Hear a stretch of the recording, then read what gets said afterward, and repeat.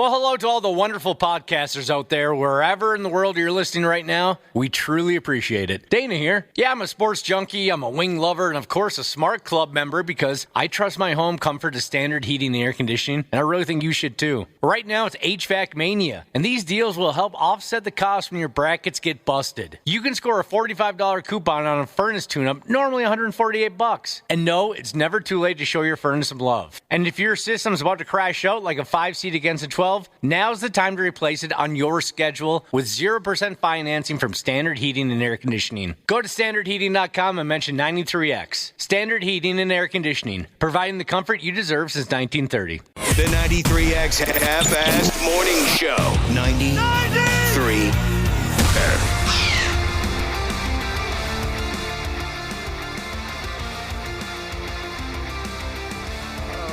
Yeah. The weekend is over. There it goes. And here we are again. Oh, locked into an all-out brawl with the real world. Welcome to the 93X Half-Assed Morning Show. I love these great crowds that we get right away in the early morning. I told you guys Tiger Woods wasn't all there. Dude. Yeah. As soon as this news broke, I was like, oh my God, we were just talking about this. If you were listening last week, I mentioned that I saw a recent picture of the guy. And I asked you folks, because I don't follow golf or Tiger Woods at all. I asked you folks, is that dude all there? He doesn't look like he's all there. And then a couple hours later, he ups and plays bumper cars with some bastard hauling a trailer. What gives, Cubby? I don't know. He blew, like the breathalyzer didn't show anything, right? Yeah, Was that kind of the latest they said? Yep. So maybe, I don't know how it works with pills and whatnot. He's obviously had some issues there, but yeah, this guy definitely needs a driver. He sucks at driving. When you look at the history of, he almost died in one of his car accidents. The history. It gets out of your system a lot faster than anything else. So I guess if you're The pills, you're saying? Yeah, if you're that type of person that Pills gets into an accident, the smart thing to do is probably, deny as long as you can. That's what he did, right? Yeah. Everybody's on dope. Ah, Yeah, jeez. I guess so. How many people do you know that are on dope? By dope, do you few. mean like marijuana or something heavier than Any that? drugs? Plenty. Yeah, gosh, everybody. Everybody's on dope. Almost everyone I know does something Duh. to a certain level. That's why I don't trust a damn one of you. Everybody's smart. on friggin' dope. People are effed up. Are you guys on dope? No. No, nothing. Not right now. I take medication. Can I count that? No. No, I wanted to count you- that. I thought it would sound kind of cool. No, you know what I mean. You know, if you take medication for an issue, you probably take multiples, don't you? You take something for your constipation. I guess I do. I didn't even consider that. Sure, Miralax works wonders. Oh, that's over the counter, though. That doesn't count. Yeah, so I have my epilepsy medication. It's just Yeah, one. You badass. But I take 3 pills. I'm talking about All the same. illegal dope, or you abuse prescription. Everybody's on something. I'm glad nobody was hurt. Oh, But my gosh, take away his license. Yeah, I love the man more than anybody, and I just want him. Clearly needs help at this point. He needs a driver is what he needs. Right. He Yeah. needs, what is it, the Uber subscription. Yeah. I if you gave me his phone, I could download Uber for him. Hell, he can have my account. I'll pay for it. We've said this before. It's you got all the money in the world and you still decide to get behind the wheel. It makes no sense to me. It never will. I'm sure there's sycophants out there, too, that would just as fans. Well, there's fans wearing his friggin' mugshot on a T-shirt now. Mm-hmm. One of those guys would drive him around if he asked. I'd be happy to drive Tiger Woods anywhere he wanted to go. Well, hopefully rehab or someplace if this is what it turns out to be. Right. He's had so many injuries. He's been on so many pills. It's sad. It really is sad. the guy can't handle his dope. Text us. What are you on? 651-989-9393. What are you on? Everybody's on something. Do you remember, Dana, I don't think you were here yet. Ashley, you probably were. Do you remember the woman we talked to who was on meth, but she lived like a completely normal life? She was an anomaly, it seemed like. I don't recall. We were on the telephone. We talked to a woman who was on meth rocks. Now I can't remember if it was on the phone or we just kind of were reading her texts as they came in. I do remember this, yes. Oh, so you were here. Okay. I was here. It was that recent. Yeah, it was a mom, and she was living it wasn't getting in the way of her normal life, and she was able to kind of hopefully that's still the case, or actually, hopefully she's off meth at this point. But she had said, it didn't sound like she was excited that she was on meth, but she kept things together. She was essentially just a functioning alcoholic. Just meth. Functioning methaholic. Yes. Here's a guy, Bug-Eye Wagon Jesus. I asked the crowd, what are you on? Bug-Eye Wagon Jesus texted immediately. He says he's on Josh's mother right now. God dang it! Give him a few minutes. We just got here. No, I don't recall talking to a lady who smoked meth, and she said she covers it well. She lives a regular life. Yeah, Nobody knows she's on meth, is what she said? Yeah. I had a couple wonder of daughters, if I remember right, a job she was holding down just fine. I wonder if she was as convincing as she thinks. You know what I mean? Probably not. They're usually Probably not.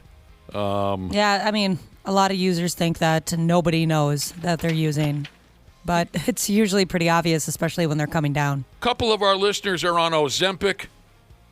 A couple of our listeners take a multivitamin. Oh, yeah, it's been a while for me. That I can take be multivitamins. That can be dangerous. I've heard, like anything, right? All the health stuff, it's one way, and then it's completely different the next.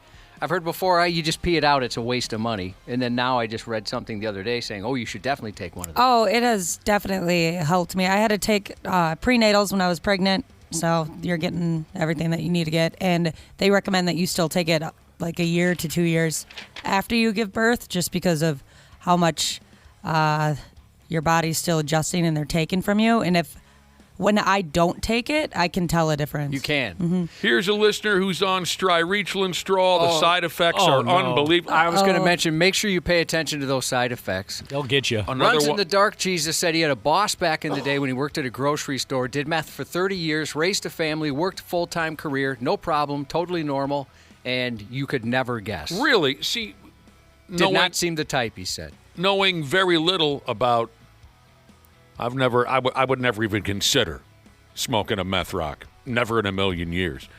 I always hear that it so dramatically alters your appearance. So I wonder how people who were able to cover it, how did they combat that? Well, I've told you before about the Faces of Meth booth they at least used to have at the fair. I haven't seen it in a long time. And the change, the transformation was very dramatic, and it took no time, at least according to the information underneath. Within months. I was on a ride-along once where they were talking to a woman who had gotten hooked on meth. It was a shoplifting incident. She'd been kicked out of a lot of stores.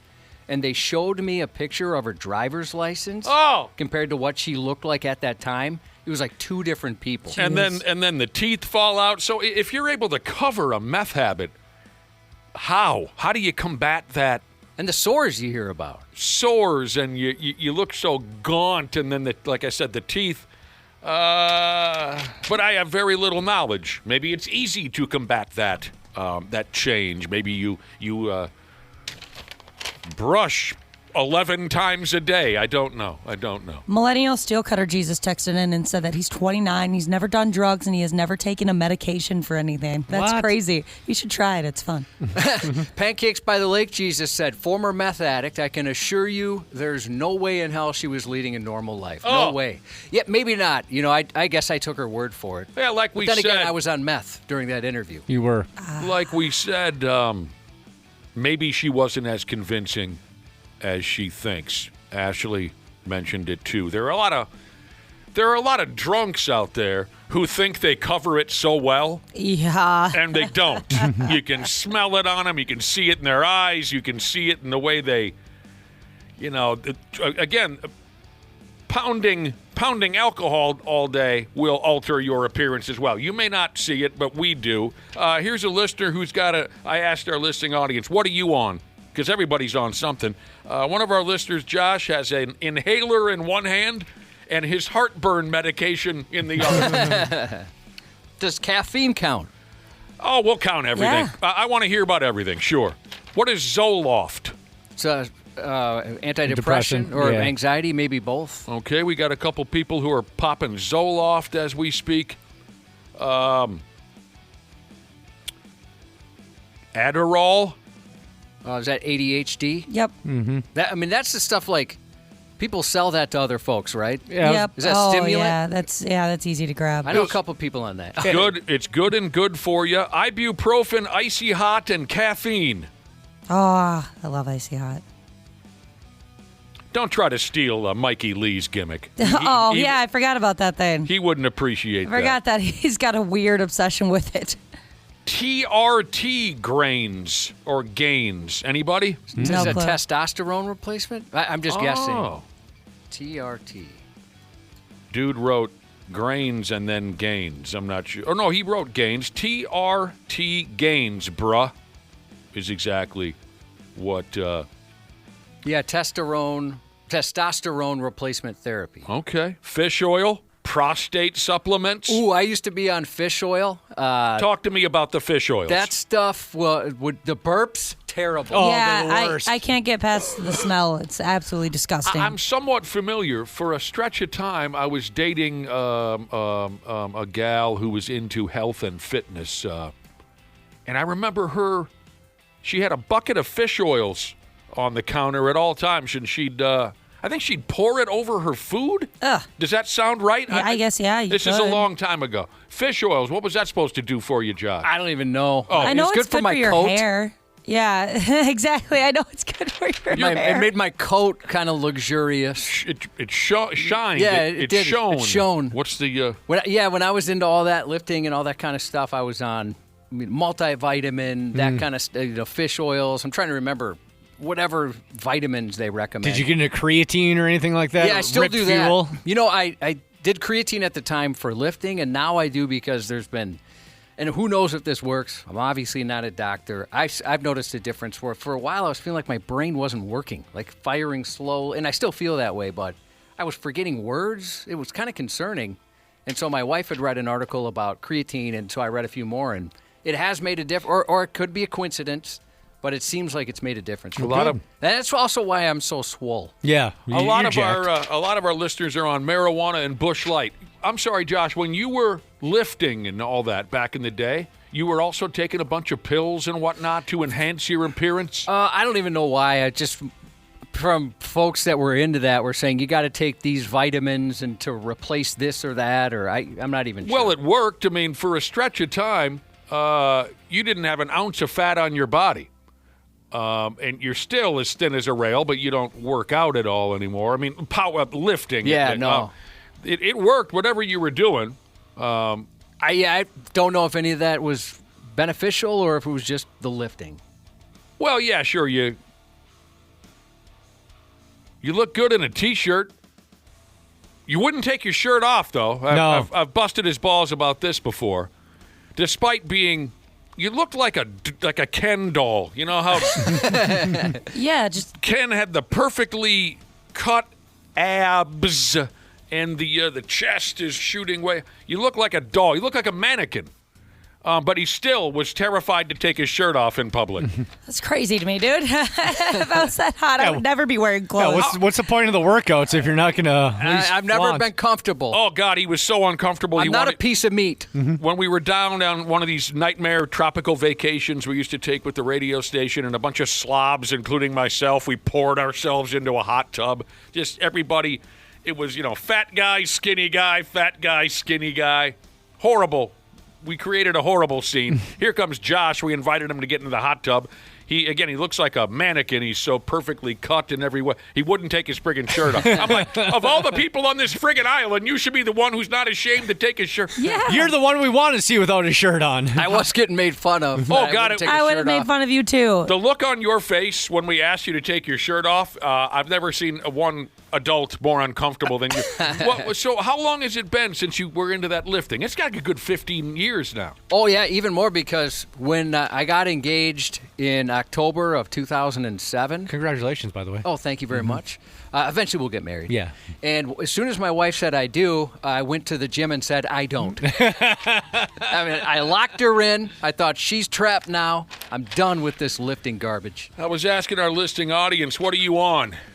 Our number is 651-989-9393. That's the Luther Bloomington Kia text line. Everybody's on dope. What are you on? Got a couple text messages. from fellers who say, I'm a real American. I only drink beer. That's right. I had a pool tournament this weekend, and so it's been a while since I've drank like a kind of an all-day situation. And oh my God, I was reminded why I don't like to do that anymore. Drinking beer? Yeah, just all day, kind of like, and not even being like hammered all day, but just drinking just all day, like a marathon. Well, I've never been able to do that. If you're out of practice, it'll wear you out quick. My God, I'm exhausted. I'm still paying for it. I woke up yesterday with like that hangover anxiety. And I was like, never again. I'm just done drinking. I don't want to drink anymore. What's hangover anxiety? It's, I guess, instead of getting a classic hangover, like a headache, your tummy feels upset, you wake up and you just have a lot of anxiety. It's such a weird feeling. I haven't heard of that. Little, like you're shaky for some reason. It's so uncomfortable. Yeah, if you're out of practice, if I tried it, let's say this Saturday, if I tried cracking the top on a Frosty, as a couple of folks call them, at like 10 a.m., 11 a.m., and went all day, I'd be a mess on Sunday. But when I was practiced at that, it was just a beautiful, beautiful thing. And the worst part is I can't just lay in bed all day like I used to. I can't just No, you got responsibilities, order actually. DoorDash for 3 meals of my day. I've got to get up and carry a baby around. Yeah, that sucks to be you. I know. Yeah. I'll always walk with Elias Jesus. He said, I'm just high on life, man. A few people are high on life. That's good. That's what you should get high on. It's a good thing to be high on. And there's really some... by the way, Ashley, somebody said that's called hangxiety, that hangover anxiety. I've heard that term. Yeah. It's kind of mixed on how their views on meth as far as whether or not you can get away with it where it doesn't totally affect your life or people notice, and other people are saying, no, there's no way. Some are saying you can cover up a meth habit. Others are saying, nah, you can't. One of our listeners texted in to say he's on straight up nicotine and hatred. I love you. Some people do run on hatred, it seems. Oh, man. I've never been able to do that where you can just drink all day. My body just doesn't let me. Well, don't try it now. No, I can't. I can shoot. I think like 1.5 beers and I'm already done. You'll end up on the back page of the paper. Front page, Tiger Woods. Back page, Cubby. I could have used a nap about halfway through. I should have took a nap. Yesterday? No, on Saturday when I was drinking. Yeah, it would have been nice. Give it a little nap, some food, and then do it all over again. Yeah, they call that a disco nap. Yeah, that would have been the move. There's people that I used to run with a crowd where they were bigger drinkers. Maybe it was just the age. And there was one guy, he could be half passed out on the bar and just wake up long enough to drink more and then pass back out on the bar. Jeez. No idea how your body allows that. In my 20s, we used to go to this bar, neighborhood joint, where they had happy hour from noon to 6 on Saturdays, and we called it the Ironman Challenge. If you could sit in a bar stool from noon to 6 without leaving, without closing your tab and drinking all the way through, you completed the Ironman Challenge. And that's what we did. High on Jesus and porn, this person says. Oh, God, that's quite the spectrum. Interesting combination. Yeah, I was saying a couple people texted in and said they're just beer drinkers. They don't need any pills. They don't need any marijuana cigarettes. That reminds me of my dad and his generation of good old boys that I grew up with. Dudes were supposed to drink beer. If you needed anything other than that, you were soft. Yep. Oh, yeah. That's whenever my dad and his buddies would hear about marijuana smokers, they'd look over as if they were thinking, what are you, some kind of a sissy or something? That was their mindset. It was beer drinking, booze too, but mostly beer drinkers. If you needed anything else, that made you a bitch. Yeah, I know some older guys that are exactly like that. Yeah. Even like there's somebody in my life who he was telling this older guy about how he was on some depression medication and some anxiety medication and that it's been really helping with his mental health issues. And the older guy was like, nah, you don't need any of those. That's all gimmick. They're playing with you. I don't know. It seems to help some people. Exactly. Like, I'm not even going to get involved. There's no change in his mind. A couple people texted in and said, meth today is weak compared to what it used to be. Really? I wouldn't know. I'm not in the meth scene. Today's meth is weak. Yeah, did they mention something about the staying awake part? As far as the weak yeah, meth? what does it say here? People's appearances were affected by staying awake for a week straight, which doesn't happen with meth anymore. Here's a guy who knows what he's talking about, or at least he believes he knows what. I can't question any of it. I don't know word one about meth except, like we were saying, the pictures. You look like terrible. You look like garbage in your class picture if you smoke meth. I had a buddy who, when I met him, he didn't use meth anymore, but he kind of looked like something had affected him, and he mentioned it was very bad for him. That's why he eventually quit. Oh, wow. Everybody's on friggin' dope. How was your weekend, Josh? It was your birthday weekend, by God. Did your ungrateful family show you a good time? You know what? Most of them did, and we had a really good weekend. It was fun. I got to see Cam and his girl, or fiance now. It freaks me out every time. Yeah, me too, I don't actually. know why you have to shout the man's name. And saw them Friday night. You know, he brought me all my favorite foods, and I saw him again. Did he bring you any ham? He did. Oh. On pizza. Yeah, brought some pizza, brought all kinds of stuff. So it was really good to see the family this weekend. Well, that's great. Although, I bought a rollout hoop, basketball hoop. The one we had in our driveway that you mentioned before was terrible. It finally just snapped. You bought a new basketball hoop? Yeah, rollout hoop. And I ruined it yesterday, putting it together. Dunking too hard? I wish, Dana. There's no way. The shortest it gets is 8.5 feet. No. I couldn't dunk on 8.5 feet. You have to get that trampoline in your backyard on the driveway to dunk on that one. It's embarrassing because my 14-year-old and his friends can dunk. I cannot on that 8.5-foot one. You mentioned that you were putting together this new hoop last week, and it was a real pain in the ass. It was. So part of it is when you put the post together, it's 3 pieces, right? I'm guessing iron. And you have to smash them together. Oh. And they say, all right, smash it on the ground. So the first day, it wouldn't move. And I think part of it is I was a little apprehensive because I was doing it in my garage. I didn't want to ruin the garage floor.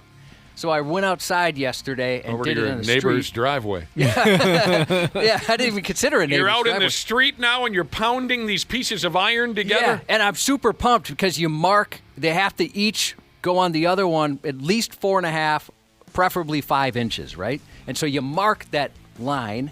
And so I was getting, and it was moving, and I was thinking, I'm the strongest man alive. Finally, I got this thing going. I was pretty excited. I thought we can move on from this step.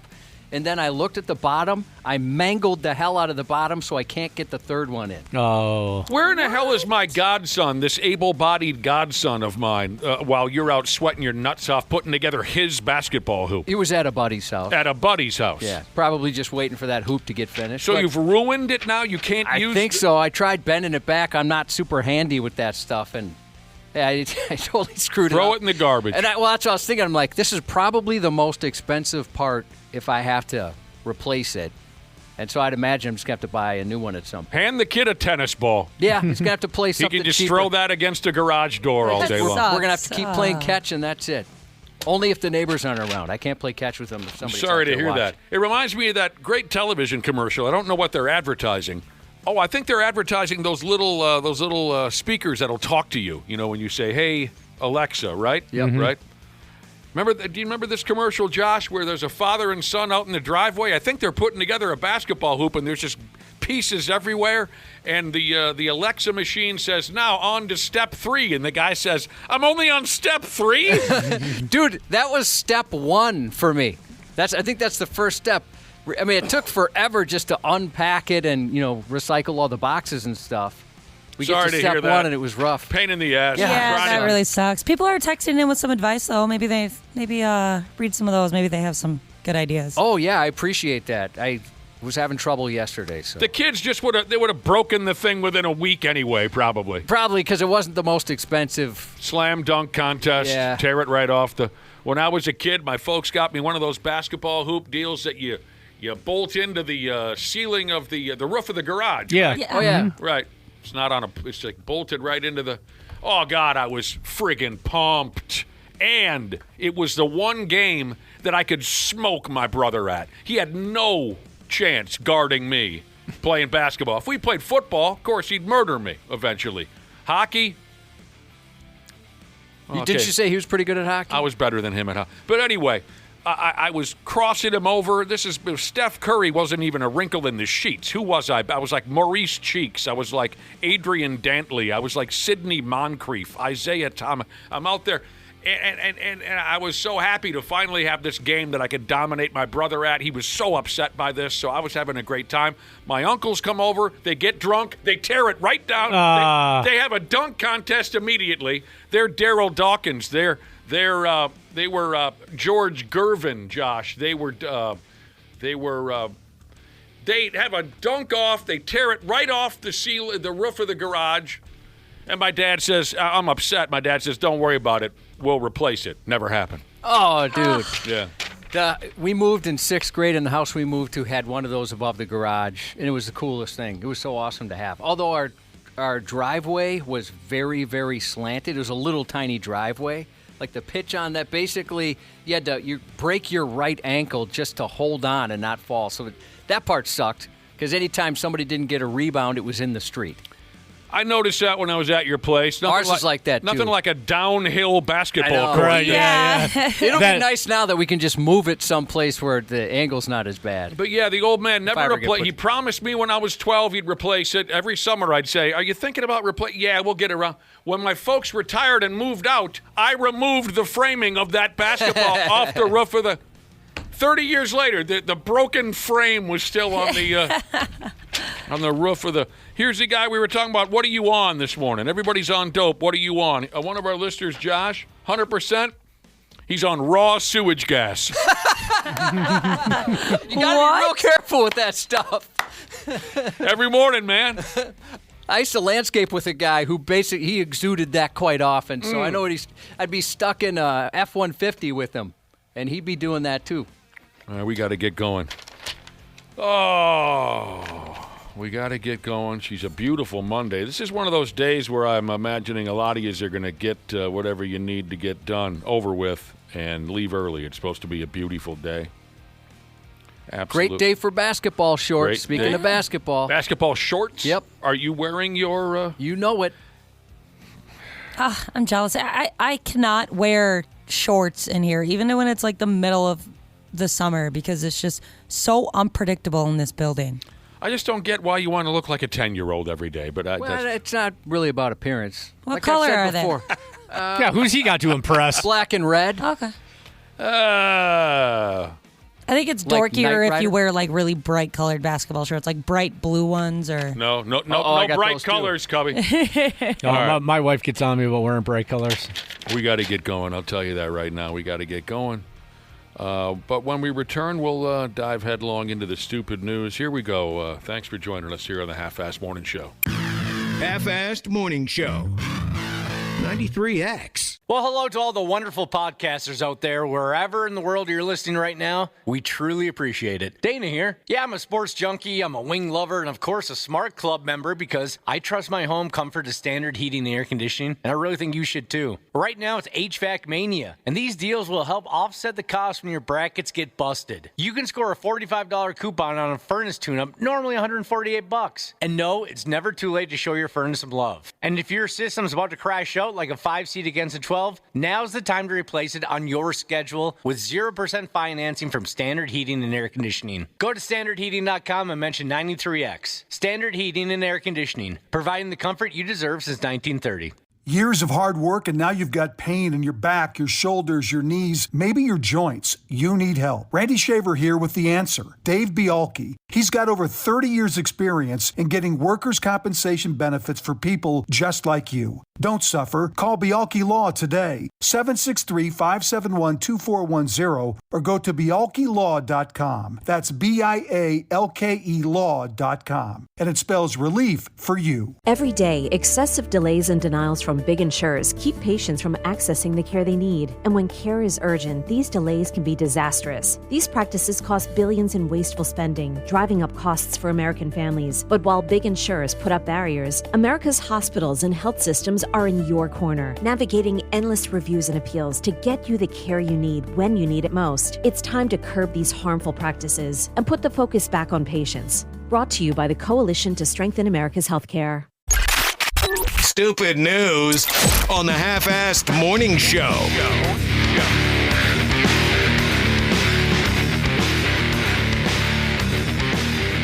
Oh, God. I was getting pretty comfortable there for a while. I've been there before. Just kicked back in my chair, but here we are. We got to get right back after it with the stinking stupid news. Earlier, we were talking about how you can't trust anybody these days because everyone's on dope. So I asked our listening audience, what are you on? 651-989-9393 if you want to tell us what you're on. Everyone's on friggin' dope. Here's what our listeners have cooking. Locator Jesus. He's high on open paint cans and insulation rolls. That's good stuff. Vapes and Ice House beer. Ice House. That brings me back to high school. Ice House beer, that's still a thing? That'll get the night started, a little Ice House. I didn't know that was still a thing. What do we got here? Big Gut Tow Truck Jesus texted in to answer the question, what are you on? He says, I'm on caffeine, nicotine, depression, anxiety, back problems, abandonment issues, bad knees, and a partridge in an F-me running pear tree. 14 milligrams of Bad Bull nicotine pouches and straight black coffee. You guys heard of that? Black Bull? No, sorry. Bad Bull nicotine pouches? No. No. I'm going to look that up. Is that like one of those alternatives? It's got to be. It's by God got to be. It's got a 14 cool name. milligrams is a lot. And finally, here's a listener answering the question, what are you on? Dude says he's been on anxiety medication since he was in middle school. And he also takes Imodium daily. Josh, he said he had a lot of stress poops in middle school. Stress poops. And he was just a junior high kid. Yeah, middle school. Oh, yeah, that's tough. I loved middle school. I feel lucky because I was surprised when I started hearing people saying they didn't like it. Ashley, is that, especially girls, it seems like, at least in my life, they... There's days that sucked, but for the most part, I had so much fun in middle school. Well, I loved every minute of it from So did I. K through friggin' 12. I wasn't a very good student, but I friggin' loved school for all of the other reasons. I'd love to just, I want to, go back to the middle school and just, walk in the front door and, smell, just smell the place. Ah, man. All right. On to our very first stupid news report of the week. And this is heartbreaking from the get-go. You might want to get the kids out of the room if you have them. They don't need to hear this. For the love of all that is right and just in the world, someone went ahead and molested the damned Easter bunny. Isn't that coming up here in a handful of days? Easter? Yeah, it's this weekend. It's this weekend? Somebody fondled the Easter bunny. Leave it to someone from New Jersey. Shady pricks that they are. The other day, some asshat from New Jersey found himself at a mall in Pittsburgh for some reason. A human being in an Easter bunny costume was hip-hopping around the mall. The kids were having a blast. They were coming completely uncorked over the sight of the Easter bunny. And then this degenerate from Jersey pulled up and groped the Easter bunny's ass. Do you have no respect for any damn thing? The F is wrong with you. The dude with the hands goes by the name of Shiva Krishna. Think I have that right. I'm going to go with Shiva Krishna. So far, he's lived 36 years. According to folks who had to watch this horror show, Shiva Krishna walked up on the Easter bunny character at the mall, and he said, "Are you a boy or a girl?" Oh, boy. He didn't wait for an answer from the Easter Bunny. Shiva Krishna upped and touched the boobies. He did. And a little bit of the ass. It says here now that Shiva Krishna also fingered the nose and mouth holes of the Easter Bunny costume. New guy at the mall's in the corner puking his guts out. Weirdo. He's Josh. He's dipping his fingers into the nose and the mouth hole. Man, I don't blame the new guy whatsoever. This has got to be one of those people that is on dope that we've been talking about. Everybody's on dope. Yeah. Inside the costume was a young lady. And she was so creeped out by the effing guy that she called the mall cops, and then they called the real cops. The real cops found Shiva Krishna hanging out at the mall movie theater. And when the police asked him about finger banging the Easter Bunny, he said, well, it's a doll, right? What, dude? And the cop said, no, stupid ass, there's a person inside. Of course, he knew that. That's how Shiva Krishna tries to get off the hook. They said, no, it's not a doll, there's a person. And Shiva Krishna said, that was an accident when my hand touched her. If it was her, if it was a lady in there, he said. He said, I don't know that it was a lady, but if it was, that was an accident. I mean, is it possible the guy thought he was the funniest person in the mall that day? Yes. Yeah. More so. I mean, I'm hoping it's that delusion versus he's this, like, some sort of sexual pervert out there groping folks. One way or the other, Cubby, the cops dumped a bucket of mace into Shiva Krishna's eye sockets and took him away on a charge of indecent assault and harassment.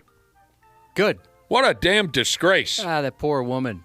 Finger blast in the Easter Bunny. What the hell's wrong with you? Is the Easter Bunny still incredibly creepy looking?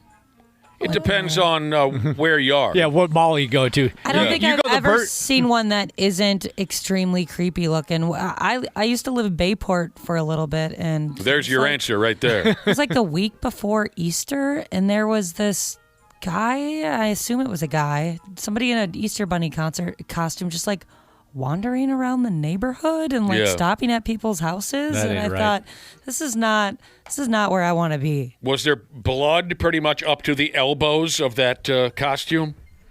Not that I could see, 'Cause but that sounds I'm like sure maybe- he was working on it. Sounds like someone on a killing spree. I just look at all the pictures that because my mom always took us to see the Easter Bunny, of course. And I look at all the pictures and I'm like, he looks like a serial killer. Were you nervous as a kid?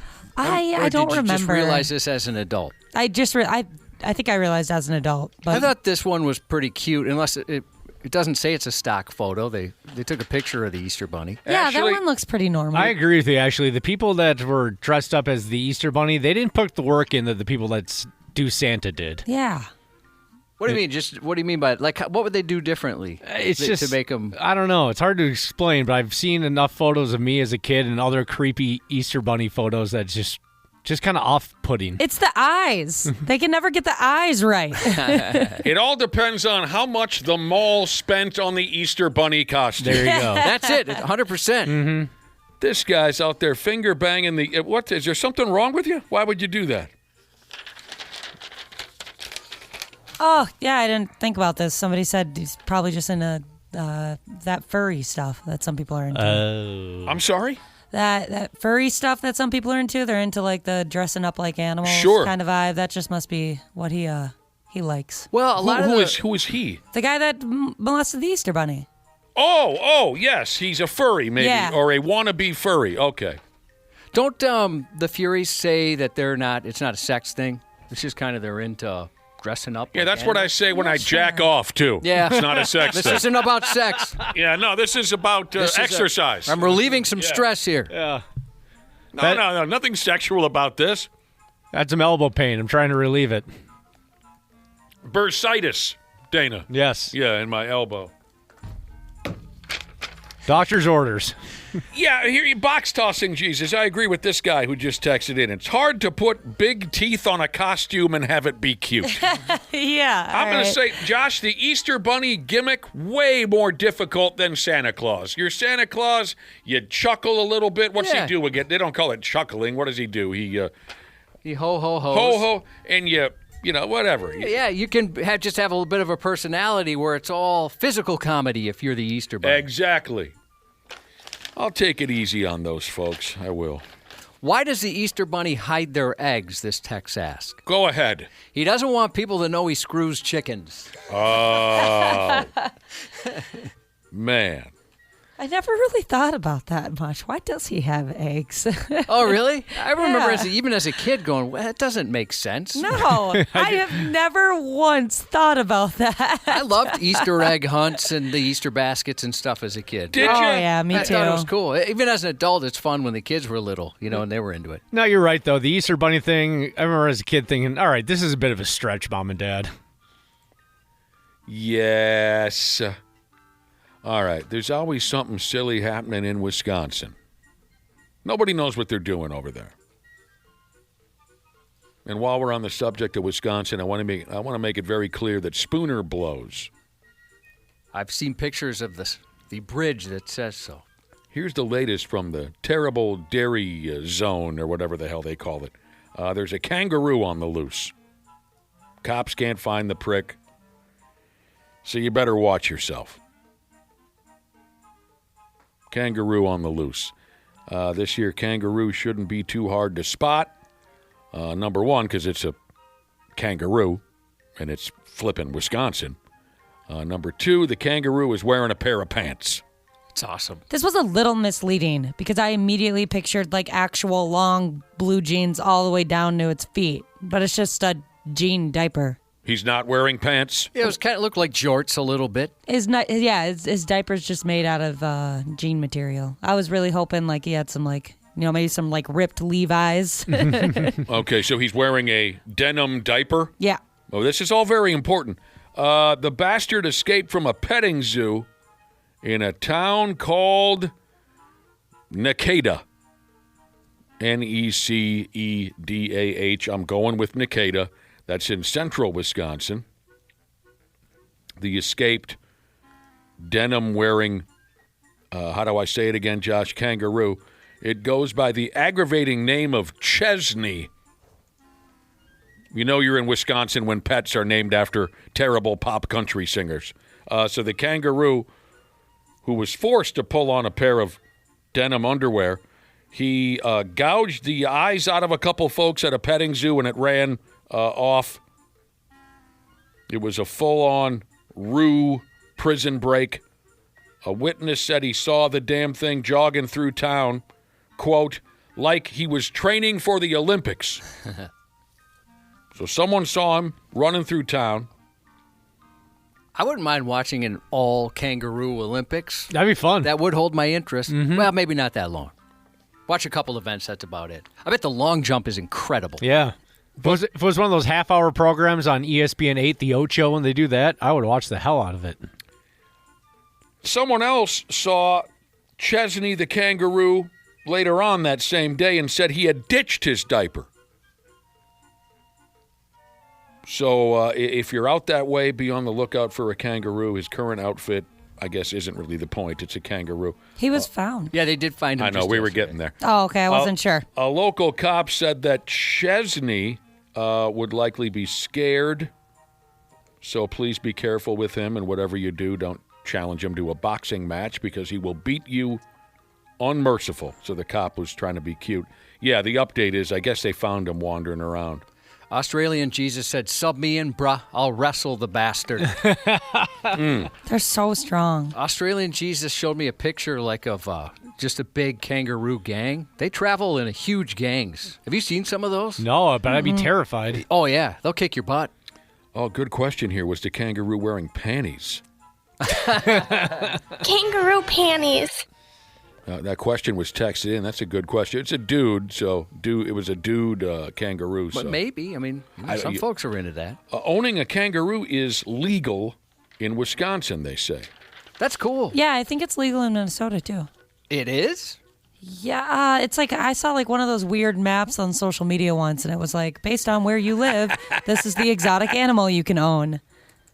Okay, look that up for us.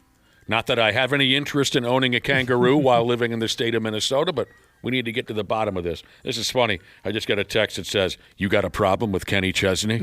A runaway kangaroo. This is happening all over America. A runaway kangaroo by the name of Garth Brooks also escaped from its cage.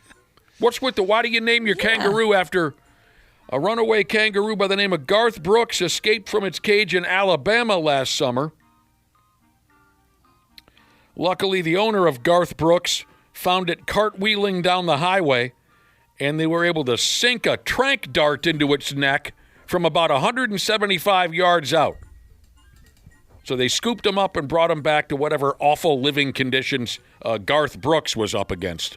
Remember when Garth Brooks had that? What he changed his name? Was it Chris something? Oh, yeah. And was that a bit? No, I think he just wanted to try something new and went under a pseudonym, and it did not work. Ron Mexico. His alter ego was Ron Mexico. I love that Ron Mexico story. He had like an emo haircut or something. Chris Gaines. Yeah, Chris Gaines. That's it. Mm-hmm. One of our listeners says if he ever encountered a kangaroo in Wisconsin or Minnesota, he'd kick it right in the ding-ding. Well, did you find out whether owning a kangaroo is legal here in the great state of Minnesota? It looks like you cannot. So now I'm wondering what exotic pet you can. Well, that makes me want to do it.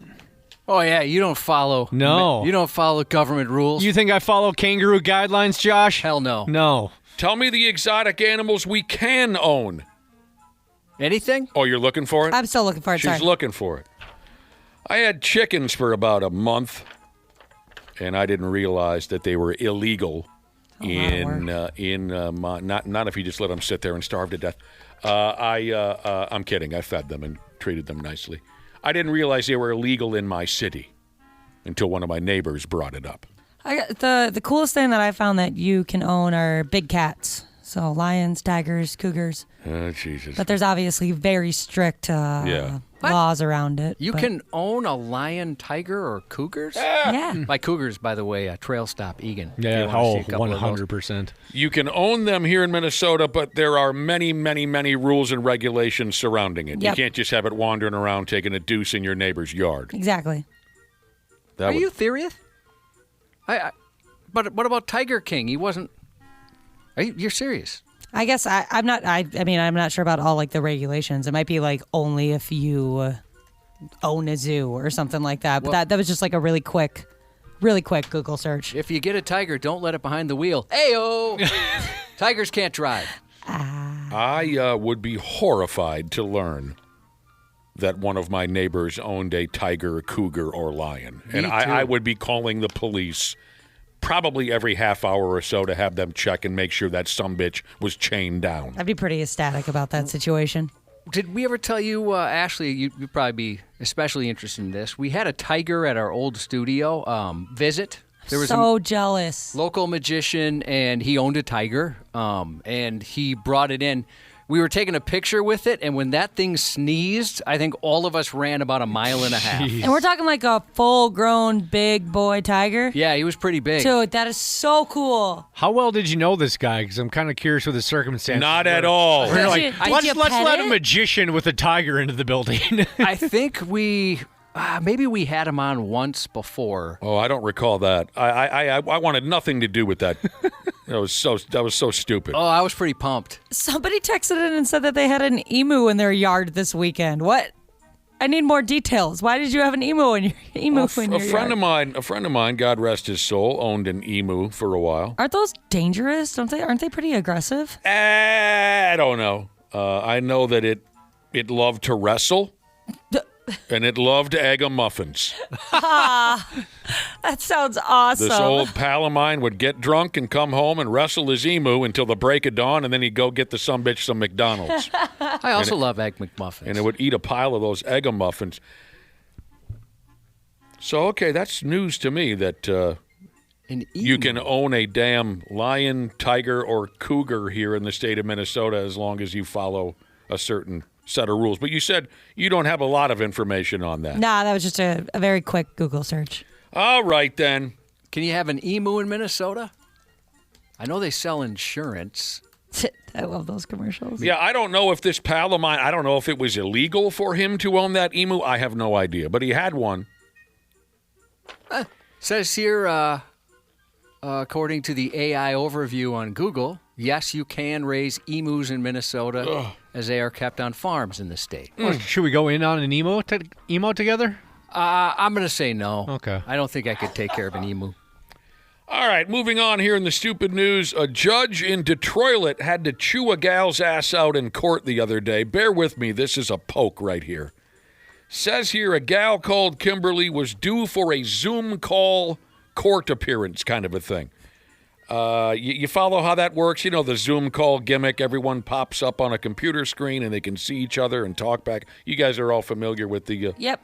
This gal was due for a Zoom call court appearance. First off, she was late in showing up on the computer screen. Wouldn't you be terrified of doing anything to upset the judge? Yes. Oh my gosh, yes. Yeah, sure. Maybe yeah. it's just watching some Judge Judy in the past. It didn't take much to get her to go off. I'd want to be on my best behavior. So Kimberly was late for the start of the meeting. That angered the judge a little bit. Next thing the judge noticed is that dumbbell Kimberly went ahead with this court appearance Zoom meeting thing. She went ahead with it while she was behind the wheel of a moving motor vehicle. And that's when the judge went after her ass. What a moron. This is a hell of a back and forth deal. Do you have the audio of this, Josh? Yeah, Maybe that would help us out. It's great. The judge gets pretty pissed. Am I crazy, or does it not look like you're driving that car? I'm not driving the car. I'm a passenger in the car, sir. What side of the car are you on? I'm on the left-hand side. How would you be on the left-hand side if you're a passenger in the front seat? Am I missing something? Right-hand side. I'm sorry. I've been sitting in a room. I didn't know. The seatbelt's coming off of the driver's side. You're lying to me, right? No, I'm not, sir. Let me see the driver. Hang on one second. No. I have to ask their permission. No. You think I'm that stupid? The driver, I never thought he'd ask. Jesus. What a tool. No kidding. This gal just made an absolute ass of herself. Trying to lie to this sumbitch? He's looking at you right now. He can see you. What a tool bag. And then that whole, well, let me ask the driver's permission. Oh, then later on, the judge is saying, show me the driver. Well, we're going to need to pull over real quick. I mean, she only made it worse on herself. What a moron. Like Cat 6 Jesus said, the look on her face when she's asked to show the driver is pretty funny. It is the look of, I never thought he'd ask me that. Right. It's great, though. I mean, it goes on forever, like you alluded to, Nick. But it's funny, the judge just like, am I insane? Right. She's obviously driving. What am I missing? I got to deal with this. You're a friggin' grown person. I mean, he's looking around like, what is happening here? Is this back and forth on the 93x.com? No, it's not, but I can put it up there, I think, if it lets me. So the judge dropped the hammer on her. And then this Kimberly released a statement about what happened. I want to be clear, she said, that I take responsibility for my mistake. Appearing on a Zoom court hearing while I was driving was poor judgment, and I regret that decision. I panicked. I made the wrong call. For that, I am truly sorry. At the same time, I believe what has happened since, meaning every news site's picking up on this nonsense, every website is joking around about this. She said, I believe what has happened since has gone far beyond addressing a mistake.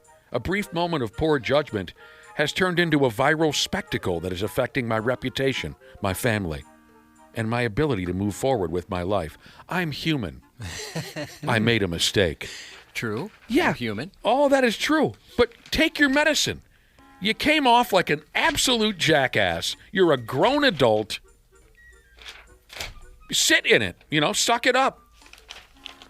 It's weird that she just didn't think I'm going to pull over for a handful of minutes. Yeah. I don't get it. Obviously, wasn't taking the situation seriously. Some people want to be dicks just to start trouble because they're upset that they're in the position that they're in. It's everyone else's fault, right, Josh? That's right. Not her fault. Kind of like how Dana refuses to follow the rules of Kangaroo Court. He's not gonna follow those rules. No, I can't be restricted by those guidelines.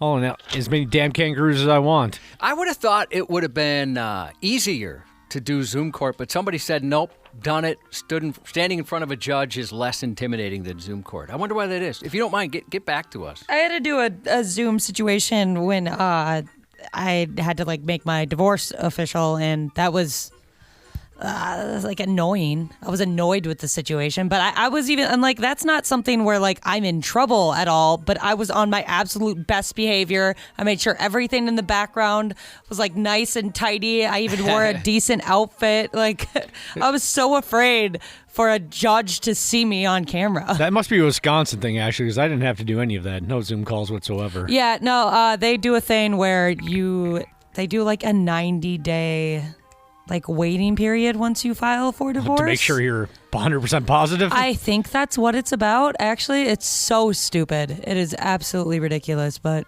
So, yeah, then you have to go in front of them, and then they're like, all right, yep, now it's official. Thank you for waiting 90 days. Pop the champagne. What's the point? So somebody said that appearing over a Zoom meeting in front of a judge is more intimidating than standing face-to-face with the guy? I wonder if maybe they don't... I hate being on video. I hate it when I can see my face. I do whatever I can to click out of that. It drives me nuts. Mm-hmm. I wonder if that's what they mean, or... Yeah, get back to us if you don't mind. I'd like to know why. I love not leaving the house. I love when it's a Zoom meeting versus anything else, so I can just sit at home. But I know what you mean, Ashley. I do kind of look around to make sure there's nothing weird behind me. Yeah, I'm always worried something's going to happen. And then I have dogs. So I'm just please, for the love of God, just behave for once in your life. I remember when you were on a Zoom meeting, or I should say, Josh, we were involved in a Zoom meeting, and didn't you have, something going on where behind you displayed outer space? Or am I... Oh, yeah, it was the Simpsons living room. Oh, nice. Simpsons. Yeah. Where did I get outer space? I don't know. I've done that too. But I think that time was because I thought that was kind of cool looking. There was Cubby, Yeah. and then behind you was deep space. I learned it from watching you. I learned it from our boss. Sure as hell didn't learn it from watching Yeah, me. not you. Our boss used to do that for all those, and then I think eventually the higher ups were like, "All right, let's not do that anymore." Yeah, stop being dorky. Yeah, it sounds like something I would do. But he kind of does. It But does. we're both nerdy. Mm-hmm. There's what do they do in radio mostly? When we have these big meetings, what all the radio guys Oh do. my God, that's so stupid. I bet they don't do this at real jobs. But the radio guy, some reason, always has a microphone in front of them, maybe even their headphones on. Oh, Yes. yeah. And you know what? Make sure that the wall behind you has everything that's ever been related to radio ever. Oh, yeah, Right. any picture you have with a singer or... No. Go ahead. Yeah, I was going to say, those platinum records, you Yeah. know, that type of thing. Yeah. Look at this Papa Roach record I got hanging on the wall. There's nothing worse than the radio guy on a Zoom meeting, or the radio guy with his social media page where he's wearing his radio gear. Here I am live. You know you're dealing with a somebody, right? Yeah, I'm Big Mike from Kansas City. That is fun, some of those Zoom. Plus, also like this, what do you think of the new doorway we put in? Yeah, it's a pretty sweet doorway. I got to be honest with you. I was walking through there with James Hetfield the other day. Oh, and you got to throw some curse words in there, too, so everybody knows that you're super cool. Oh, yeah, like when you're doing stage announcements. A lot of us are absolute morons. Before we go, here's something for you barrel-chested, beer-bellied sons of bitches. You can use beer to fertilize your lawn. We're getting towards that time of year, aren't we? Oh, yeah, I was just thinking about that yesterday. I'll be trying to get my garbage lawn together. And Oh, are you going to? I know before you just didn't I hired care. I hired a guy. So you care now, or what changed? I'm tired of looking at my garbage lawn. Yeah. Yeah, a couple years ago, ours was pretty bad. Yeah. And, I mean, trust you, I'm not going to be one of these guys that gets too involved in it, but my backyard is slowly, like our hairlines, Josh. Yep. My backyard is slowly but surely receding. The dirt is overtaking the grass, so I hired a guy. His name is Curtis. He's the best in the bit. the Curtis I know? Yeah. Oh, yeah. Does he go down to Egan ever? No. No, he doesn't. Nobody goes there unless they have to. Yeah. You can fertilize your lawn with beer. Did I say that? Yeah. Neat. Natural Light Skis has gone ahead with something called Lawn Brew. It's a fertilizer made from spent beer grains, whatever that means. They say it's designed to help lawns grow greener and thicker. Speaking of the spent and the thicker, I love how every once in a while you'll pull this new chew that you've got. You'll pull out like a branch or stuff that obviously was in the garbage at some point. Yeah. I mean, it's nuts that some of that makes it in there. It's just they sweep up the floor, dude. It's like when you buy cheap beef jerky. This is fake and there's stuff. A bone in there or something. It's fake stuff, Cubby. Yeah. And, is there nicotine in it? No. Well, wait a minute. I can't remember, but it's supposed to be better for you. Okay. Anyway, you find big chunks of this and that. It's whatever the dude swept up off the Skoal factory floor. I bet you anything that's what it is. Somebody stole my souvenir you gave me. Oh, yeah. You gave me that big chunk. There's a branch. Oh, yeah. And I set it probably it still had a tossed it. leaf on it. Yeah. Plant a little tobacco tree. And the one time they have a cleaner come in here, They're like, why's this dude got a stick? The Natty Light folks say that Lawn Brew is packed with nutrients and fiber from this. And then they go on and on about boring things like nitrogen content, pH levels, organic acids this, double phosphorus that. If you want your lawn to grow beautiful and smell like a roadhouse, you can get your lawn drunk by buying a 64-ounce bag of this Lawn Brew, $15 for 64 ounces of it on a website called shopbeergear.com. You do have to be 21 to buy this swill. So good thing you got that fake ID, huh, kids? Yeah, no kidding. You can buy the Lawn Brew. Buy that for your dad for Father's Day. Sports on the 93X Half-Assed Morning Show. The Land Rover overtook him at the last minute, swerved to avoid a collision, but clipped the back end of the trailer of the pressure cleaner apparatus and then rolled on the driver's door past the truck that had just avoided the crash with. The individual driving that Land Rover was able to crawl out the passenger door of the car and was identified to be Mr. Tiger Woods. Yeah, the poor bastard is totally out of his gourd on painkillers, and he crashed his car a few days ago. We'll get into that in great detail at 7:30 when Randy Shaver and Brad Ryder swing by. Nothing but bad news here locally. My goodness, in one weekend we lost 3 sports legends. Joey Browner, Jeff Seaman, Jay Robinson. We're going to get into that also when the boys join us. Why does it always happen in threes? Unbelievable. It's so weird. It was so tightly packed this weekend, I couldn't believe what I was reading. I know. But I know all 3 of those fellers had a lot of fans in this town. It was a bad weekend. I thought the Twins had something cooking yesterday. That fell apart. We know who's playing in that NCAA men's basketball Final Four. We'll talk about our significant other bracket challenge also here in a little while. The Wolves are playing in Dallas tonight, coming off a home loss. They're playing in Dallas, Josh. And Randy Shaver, Brad Ryder coming up. Don't go anywhere. Josh has more news for you here in a few minutes. Half-Assed Morning Show.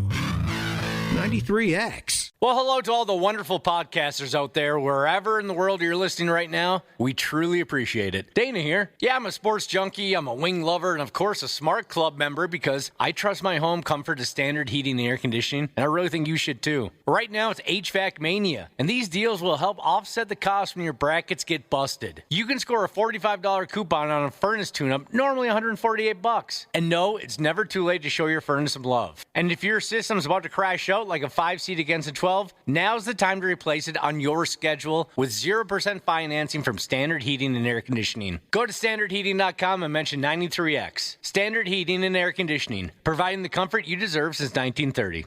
Years of hard work, and now you've got pain in your back, your shoulders, your knees, maybe your joints. You need help. Randy Shaver here with the answer. Dave Bialke. He's got over 30 years experience in getting workers' compensation benefits for people just like you. Don't suffer. Call Bialke Law today. 763-571-2410 or go to bialkelaw.com. That's BIALKE law.com. And it spells relief for you.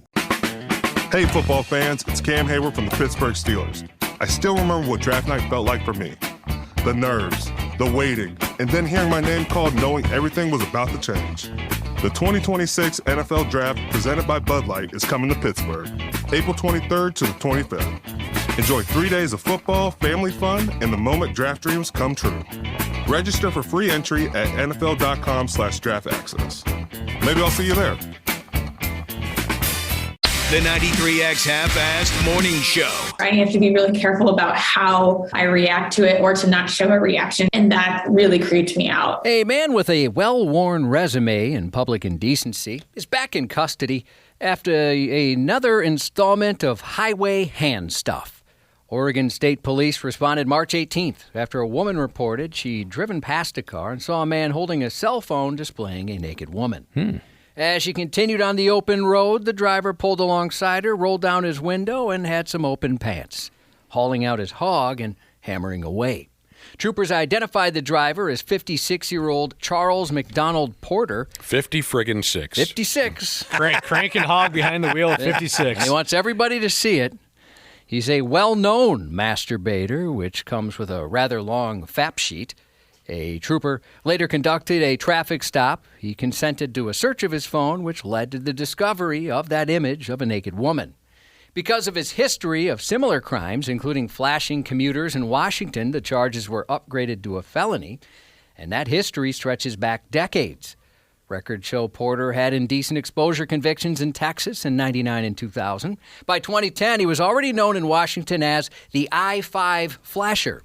In July of that year, he was arrested for investigation of indecent exposure after a string of encounters involving two women commuting on I-5. Both told officers a man in a blue Infiniti G35 reportedly pulled alongside them, made lewd motions, and masturbated, even signaling for them to also expose themselves and join in. Are we getting to the point here yet, Cubby, with this guy to where we just cut it off? You kind of wonder. I don't know how much that... Well, I suppose if he doesn't have a penis, he can't masturbate on the road. So, yeah, maybe you're onto something there. Yeah, does removing the testicles, does that do anything? That might help. Ashley, what hasn't he earned? He has not earned his penis. The first woman reported Porter July 13th, 2010, saying she was on her way to work in Seattle when he pulled up beside her holding a pornographic magazine on the steering wheel. Back then it was the magazine. Hey, looky here. Hustler. Yeah, the iPhone had only been around for 3 years at that point, I think. Check out my adult magazine. He was displaying it for people on the roadway. Yeah, look at this. This is the centerfold. He rolled down his window, stared at her, then exposed himself and masturbated. She told officers that same man had targeted her 3 to 4 times before, usually on Mondays, and said she planned to try and capture a photo of him. Monday is Public Jack Day. That's his masturbation day. Yeah, you got to start the week on a high note. I get it. I don't know. I think maybe they need to just cut it off. The second woman described a similar encounter that same day. She said a car pulled alongside her on I-5, and the driver was masturbating. She recognized him from similar incidents about 2 months earlier. Both women said the encounters happened multiple times between March and July of that year. He repeated the incidents, and it led one woman to ask her fiancé to follow her to work, while the other added 30 minutes to her commute to avoid the jerk-off. During another encounter, the first woman was driving to work with her fiancé following when she saw Porter again on I-5. She held up her phone and dialed 911 as he exited the freeway.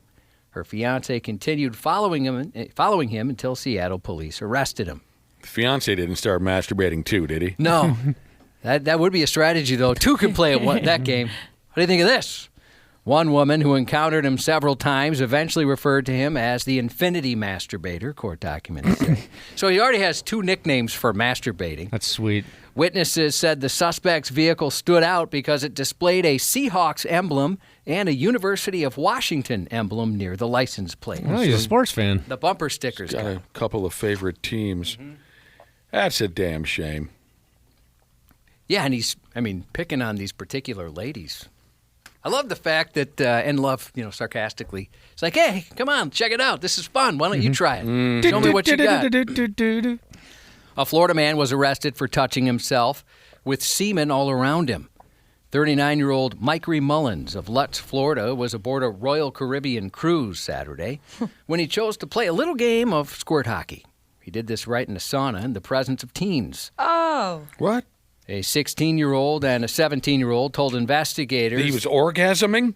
Yes, he decided to do that. God help us all. He was sitting on a top bench in the sauna and exposed himself and started joshing off. Son of a bitch. What are you doing, dude? I'm on vacation over here. Oh, gosh. They're going to put him in one of those little like cruise ship jails. Oh, that's pretty cool. Hey, I paid for my ticket. Oh. I can masturbate wherever I want. Later that day, a 19-year-old employee said he saw the man in the sauna where he removed all his clothing and covered himself with a towel. He then asked the 19-year-old, mind if I start stroking my D?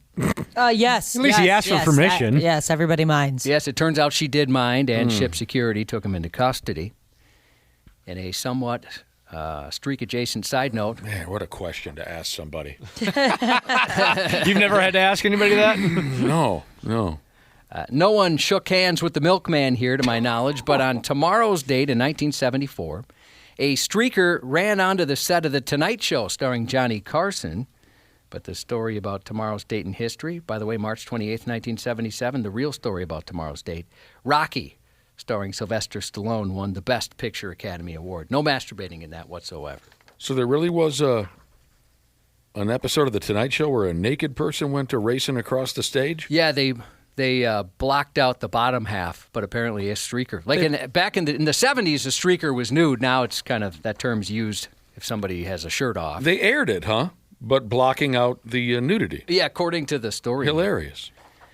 Creative Canadian road safety operations have resumed, and as officers issuing dozens of tickets, thanks in part to one of their own hiding in plain sight, blending in while dressed as a drifter. Meet Hobo Cop. We're projecting the end of crime in Old Detroit within 40 days. There's a new guy in town. His name's Hobo Cop. Last week, that is, Canadian cops set their sights on distracted driving. It wasn't quite corrupt mega corporation Omni Consumer Products deploying a cyborg on patrol, but it was its own kind of creative enforcement.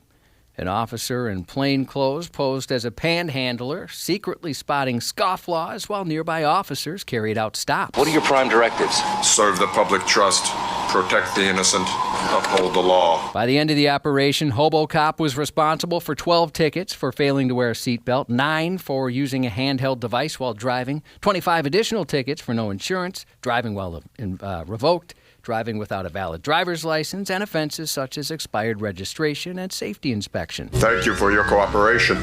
Good night. So this guy was dressed as a homeless person? Yeah, and so they go on here. Innovative approaches like this help us see violations we might otherwise miss, a police spokesperson said, adding when drivers think no one is watching, that's often when risky behaviors happen.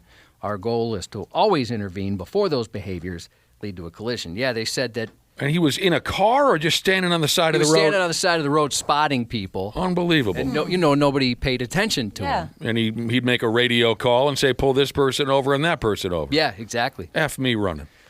A decorated Detroit police officer is being recognized for contributions he made to the community when off duty, living a double life as a serial rapist. Jesus. The retired sergeant is accused of living part of his life as a decorated cop during his time on the force, while secretly being a dirtbag serial rapist who sexually assaulted several women at gunpoint. The victims were between 15 and 23 years old, and the disgusting incidents occurred between 1999 and 2003, all within about 5.5 miles of his home. This is the kind of case that makes you wish RoboCop wasn't just fiction, because if ever someone deserved a no-nonsense kind of policing RoboCop is built for, it's this guy. Dead or alive, you are coming with me. We are alleging Benjamin Wagner sexually assaulted his young victims, and the common elements were they were walking to school, home from work, or simply going to a friend's house, the prosecutor said.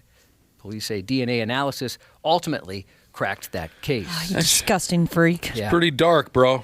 I know. Happy Hour picked up some extra horsepower in Indiana Friday when a man led police on a chase after stealing a beer truck. Trouble started brewing when 41-year-old Randall Baker swiped the truck about 3 p.m. When asked to pull over, he declined, choosing instead to put the pedal down with a full load of beer in the rear. However, Baker couldn't hold his alcohol for long. In a sobering moment for Baker, deputies deployed stop sticks, which worked exactly as intended. Driving on blown tires, he plowed into a sheriff's patrol vehicle before finally crashing into a field. Even then, though, he wasn't ready to call it a night. Well, he's going to be late for his pay-per-view. But for the beer bandit, it was last call whether he liked it or not. He had a match with Angle. He had a couple of Steve Weisers in the back there. Right. Deputies, unimpressed with his refusal to cooperate, served a few rounds of pepper balls to persuade him otherwise. He was taken to the hospital with minor injuries from the crash. The deputy whose vehicle he hit was not injured. Well, what the hell were his plans with that beer truck? I don't know. They're not so sure what he was going to do with that whole thing. F me. But as you can imagine, he's in a little bit of trouble. Here we go. What should have been a simple drive to the movies started to feel like a scene straight out of a movie on the way there. 2 men, 1 rod. A Minnesota man was heading to the movies with a friend Tuesday afternoon when the trip turned into a Final Destination-like near-death experience. As they drove, he saw a truck carrying steel rods hit an overpass. It happened in a split of second, It just hit the overpass. That's what it hit. There were a few cars behind the truck, but the rods still made their way back to his vehicle and pierced the front windshield. When I opened my eyes, I could see a rod just in between me and my friend. So I was looking at him and he said, I'm cut. I saw his thumb kind of split and it fell off. A thumb fell off? Yuck. Yeah. And he saw it kind of just teeter off. The damn thumb. Oh, jeez. And then the thumb fell out. Icky. Some rods fell out of a truck and smashed into these poor fellers. I can't believe they survived, looking at the photos of that thing. The Minnesota State Patrol responded to the crash about 7:20 p.m. in the westbound lanes of 494 and Highway 77 in Richfield. A semi was traveling westbound when it struck the bottom of the bridge on 494, causing metal scaffolding to launch off the trailer and choose violence against his vehicle. The man said he was mere inches away from getting spit roasted by the road-fired rocket. The patrol said the crash is under investigation and the driver of the semi was not hurt. Jesus balls. Tuition payments meant for finger painting, snack time, and keeping toddlers from turning glue sticks into cuisine instead took a nearly $3 million detour into the director's personal accounts, funding luxury goods and more than $350,000 worth of tickets to WWE events. Oh, hell yeah, now we're talking. The setup that made it possible began a couple of years earlier. In 2020, the school shifted its billing system, requiring parents to pay through electronic bank deposits instead of credit cards. But in 2022, the 43-year-old director introduced a workaround. She created an alternative payment option through PayPal, allowing parents to continue using their cards without the knowledge of the school's administration. I would immediately think that was sus. You'd you wonder want me about to pay that? you through PayPal? It was expensive. I mean, this was like a $50,000 a year school here. Yeah, no, I'm going to want more than just like PayPal transaction history if I'm paying that much money. I want a lot of paper evidence. Parents believed they were paying the school as usual. In reality, though, the director turned heel. Their money was going straight into her personal accounts. And because she controlled the school's computer and the accounting systems, she was able to conceal what was happening for years. She altered records to make it appear all the payments had been deposited in the Daycare's official account. What? At the same time, she redirected emails which could reveal that scheme into a spam folder, deleting them before anyone else could see. The situation came to light in October, when the principal had to step into the ring herself, using her own personal savings to meet payroll. That prompted a closer look. When the principal noticed the unusual PayPal activity, she confronted the director. The director at first denied responsibility. Soon after, a criminal lawyer contacted the school, insisting it had identified the wrong person. Federal prosecutors later detailed how the money had been spent. More than $650,000 went towards travel and entertainment, including over $350,000 on tickets to professional wrestling events. Another $150,000 was spent on rideshare services, $150,000 more on food delivery, along with hundreds of thousands of dollars on high-end luxury goods and other personal expenses. Again, isn't that something? You're out $5,000-$10,000 because this lady couldn't get enough of Paul Heyman. Yeah, I mean, almost $3 million over a handful of years. It's impressive if you look at it one way. That she was able to pull this off for so long. Yeah. I guess so. I mean, nobody noticed the lifestyle she was living. I bet you got to see some cool matches. Well, she had like VIP tickets, all the experiences, so she went for it, that's for sure.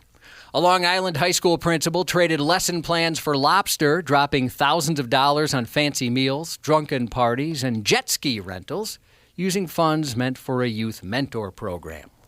A financial investigation found the longtime leader repeatedly reimbursing himself from student club coffers for less than scholarly splurges. Nothing feels better than reimbursing your damn self. Yeah, and by the way, he created this account, this club, I should say. And he created it just so he could fund his lifestyle. It was supposed to be used for after-school activities and student trips. Instead, however, some expenses were listed under the descriptions of jet ski rental, Bermuda trip, and end-of-the-year academic success, which covered a steak and lobster dinner just for two, including expensive brands of alcohol. Who was the lucky lady? Yeah, I'm curious about that myself. In total, the principal collected more than 40 suspicious reimbursements, totaling about $35,000 through the very club he controlled, a club never formally recognized or even approved by the school board. For years, he managed to somehow cut checks to himself without review or approval. Police say their investigation is ongoing. Well, that is just simply not right. Not at all. And these are supposed to be your leaders, folks that are supposed to be teaching you how to be a human being and a decent one at that. $35,000. I wonder if he's disappointed thinking, that lady at the daycare did so much better. $2.8 million. Got to be better at scamming people. Gosh, you got to see the senior retirement tour too, man. Yeah, she got to see a lot. Donna Marco on Baywatch, Donna D'Erico. Also, Motley Crue bassist Nikki Sixx's ex-wife turns 58 today. That takes me... Or Donna D'Erico? I forgot how to pronounce it. Yeah, I think you got it right. That takes me back. I haven't heard her name out loud in years. So two guys in that band were married to Baywatch girls? Yeah. Yep. Oh, wow. Yeah. Never knew that. Well, and Mick Mars was seeing David Hasselhoff there for a little while. Lucky. The star of Sharknado, the Sharknado movies, and Beverly Hills 90210, Ian Ziering, 62. MC Hammer, not too legit to hit 64 today. I saw him on television the other day, for Pete's sake. He's, like a recent? As a commercial. Oh. He's doing the You Can't Touch This bit. They're using that song to sell cheeseburgers. I don't know what it was, but I saw he's bringing back that whole gimmick. He's advertising something. And he looks to be in pretty good shape. Oh, that's good. Yeah. I liked MC Hammer when I was a young man. Oh, yeah? I liked the commercial for, I forget the guys. Oh, it's killing me. Oh, yeah. The Scoop, there it is. Yeah. Where they eat ice cream. Oh, yeah. Dude, Yeah. that gets me every time. I've seen that commercial so many times, and I love it. They look like they're having a good time. Yeah, I think that's part of it. It's the Scoop, there it is, crew. It's so Tag team. silly. Tag team, that's their name? They're the tag teamers. Yeah, it's so silly, and they look like they're having so much fun. I can't help but not like it. And the only person inducted to the Rock and Roll Hall of Fame 3 times. Who was that? Guitar great Eric Clapton, a Hall of Fame inductee as a solo artist, the Yardbirds and Cream, 81. I understand he's coming in concert at one point or another here to Townskis. That's pretty impressive. 81 years old, still out there. You don't gotta, man. You can just chill out if you want. You've done enough? Yeah. Go see some WWE shows. Happy birthday to C-Note from Dad, a.k.a. pushing 50, still benching 225 Jesus. Mark's texts the Luther Bloomington Kia text line with a happy birthday to his smoking hot wife, Lifeguard Jesus, and happy 46 to Big Bearded Jesus. That's 93X News. Ashley's doing her thing. That's right. Yeah. I pooched that again, didn't I? That's all right. Every morning at 7:31, Ashley takes a huge dump, and you're in charge of the traffic. Have you guys looked out a window? Have you seen anything of note traffic-wise? Oh, we're doing the traffic? No, I have not. You haven't seen anything? No. Ashley's tummy's a little congested. Okay. Well, that's good then. Randy Shaver. On the Half-Assed Morning Show. 72-70, Duke, 10 seconds to go. Get it into Boozer, back for Sarr, ahead, Boozer, that ball deflected and stolen by Mullins. Caravan, 2 seconds, Mullins tosses it up. Oh! It's good! We're pouring 3! UConn goes in front! Utterly impossible! March means drama! Astounding! All Duke had to do was hold the ball there. Absolutely. Dead in the water to come back and win this one 73-72. A March hero is born. Braylon Mullins hits the dagger. I mean, I don't know. I looked up at the clock and it said 5 seconds. Just happy to see that go in. I'll tell you what, here's old Randy Shaver and Brad Ryder. Boys. Good morning, good morning. Good morning. Let me tell you bastards, let me tell you something you already know. If you're the type to follow sports around here, you got a little bit of every damn thing over the weekend, good and bad. Yes. There in the intro, the University of Connecticut Men's Basketball Club gave us one of those all-timer type of moments in their game against Duke. That was the stuff that NCAA basketball wet dreams are made of. That is the type of highlight like you got from Connecticut. Like you got from Villanova a few years ago in the title game when Dude hit that three-pointer to win the whole schmear. I think they were playing North Carolina, and Raleigh Massimino is on the sideline, and he's crying. It's the type of video they're going to play until well after we're dead. Mm-hmm. Un-effing believable. What the hell was that Duke kid doing trying to pass the basketball in that moment? He could have just thrown it straight up in the air. Yeah. He could have, like the boys... Or try a bounce pass. Well, you could have just held on to the ball or thrown it straight up in the... Just throw it up in the air. There's 3-4... what a friggin' scene. And Dude gets a hold of it, hits the three. Wow. That was heartbreaking. Something to see. Yeah. Well, heartbreaking for some people. Heartbreaking for some. Totally invigorating for others. Yeah, I'm not going to feel too bad. Every team now, Division I level has. I'm not exaggerating when I say this. Like 8 or 9 assistant coaches, or they call them quality coaches. Yeah. And maybe they did, and the kid just had a brain fart. But you got to tell them, A, we have a timeout. Because they did. They had a timeout left. And B, hey, there's only 10 seconds left, so we don't have to advance the ball. They didn't have to advance the ball past half court. They could have won the game. Yeah, I mean, it was a colossal F-up.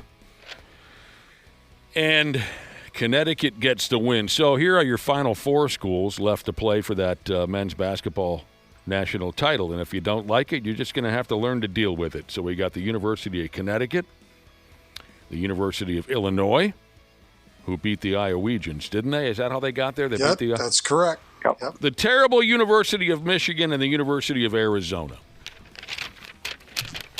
And, it was some pretty solid stuff overall.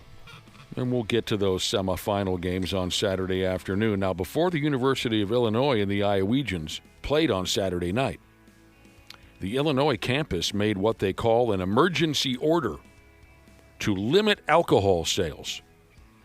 They were afraid that beer and hooch would only accelerate the emotions of the young people, no matter what the outcome of the ball game. They were trying to limit the potential. They were trying to limit the potential for the campus to be burned down to the ground. Now, I didn't see anything online yesterday. Did they burn the campus down, Josh? No, not that I saw. Okay. It got pretty wild, but nothing bad. At least not that I saw. Because college kids are not resourceful at all. They can't find other ways to get alcohol. Well, back in my day, we had to go across the border on Sundays. We got it done. Here's the deal. You were committed. Mm-hmm. The plan was kind of complicated. So, again, it was an emergency order by the campus of the University of Illinois hours before that ball game happened. All bars on campus were ordered to only sell alcohol in paper and plastic cups. They didn't want kids ringing each other over the head with beer bottles or throwing them across the room while watching the game. They threw a ban on all sales of packaged liquor beginning 1 hour after tip-off. I'm not sure what they mean by that. What is packaged liquor? And if we don't get to the bottom of it, it's not going to break my heart. Like a takeaway case? Yeah. Maybe they have off-sale. Yeah. A case of beer? Is that what that I'm means? wondering if that's what they mean. I'll go along with it. And a rule that no liquor establishment on campus can sell more than a single keg to an individual customer. Which reminds me of the old days. You walk, whatever member of your friend group could grow the thickest beard would walk into the liquor store and say, I'll take 7 kegs of Busch Light, Now, the liquor stores back then, they didn't care. They'd sell it to you just because they wanted to make money. Nowadays, they're a little more strict on that. So no single sumbitch could buy more than 1 keg at a time. And they also put a ban on alcohol delivery drivers. So they tried their best, and maybe it worked. Josh said, they had a good time, but it doesn't sound like they knocked any buildings over there in Champaign, Illinois. The order was put into place after the local police watched how mental the Illinois kids went after they beat Houston in the prior round. Mm-hmm. That's what the news story told me. The cops looked around and said, okay, they haven't won dick yet, and they're acting like this. These kids are acting like idiots. They haven't won a thing yet, so what are they going to do if they what actually... What happens when they do? Right. Yes. So they tried to crack down on the alcohol-fueled young people nonsense. What do you, Randy Shaver, Brad Ryder, do you have any grand statement on the tournament here now that we've reached the Final Four? Anything you got to say about this or that? Not really. I mean, obviously the Big Ten's got a chance to, put something together for a national title game, which would be fun. Illinois, Michigan would be hilarious if they were playing for the national title. But I still think Arizona's the best team in the tournament. They sure look that way. Yeah. I think Illinois, though, is interesting. They easily could beat UConn. They could get into the national title game. They are built to do that. So you think they'll practice their ball possession in the final 10 seconds of the? If I get into that situation, yes, I would hope that I know what I'm doing. Yes. You got nothing to say about. I was going to say I don't think a lot of people had the exact Final Four, but I don't think there's a lot of surprises here. I would agree with Randy. I think that everybody that has gotten there is obviously deserving to get there. There's no flukes. All 4 teams are really good. I mean, I picked Arizona before the tournament started. I thought they were the best team all year too. Yeah, for sure. I mean, if Duke would have won that game, and they should have, you would have 3 number 1s in the Final Four, and the Illini getting in instead of the defending national champions, basically. So, yeah, there's not a lot of intrigue. I mean, if Iowa would have somehow beaten Illinois, that would have been really interesting because you would have had a 9 seed in the Final Four. But you got nothing to say about Iowegian State having their lunch handed to them by Tennessee? Yeah, they got smoked. And then Tennessee goes out and loses to Michigan by 35 points. God, they got their asses kicked. I was not surprised by that. I think Tennessee's their game was the win over Iowa State. I think they were cooked after they won that game. So, yes. I was going to say, should be a fun Final Four. Both games are just a 1.5 spread-wise, so they're 2 evenly matched games. It'll be a lot of fun. Do you guys like a good worst to first story? Sure. Of course.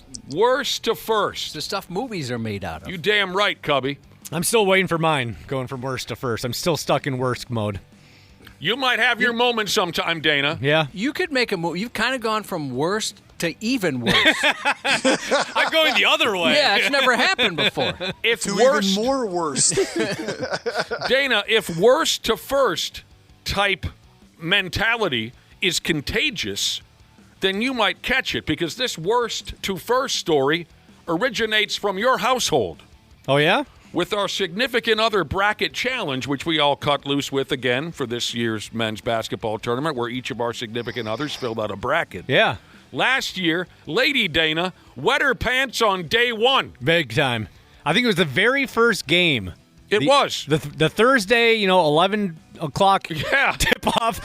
One of our Final Four teams went bust. You can't F it up more than that. Lady Dana went worst to first in our significant other bracket challenge. That's great. She is, I'll do the official arithmetic tonight or something and tell you what we're dealing with heading into the Final Four. But as of what I've already put together, there's no way to catch Lady Dana. Look at that. In this year's significant other bracket challenge. She had 3 of the 4 Final Four teams. Where is it here?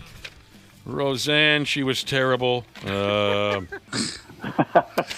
Man Ashley, he did all right. My wife was very good. She did well. Josh's wife, not so much. She got 3 of the 4 Final Four teams. That's not bad for a woman who I've never seen watch a single basketball game in her life. And she's got she's got Michigan defeating Connecticut in the title game. Oh, wow. That's right. Golden Gopher gals, they gave it every damn thing, but they ended up on the losing end of their NCAA tournament game with UCLA this past Friday night. God, PJ. He's an energetic guy. We got to put a bell on that peckerhead. It was a good run. It was the program's first trip to the Sweet 16 in 20 years or whatever. Ain't no thing. You had a great season.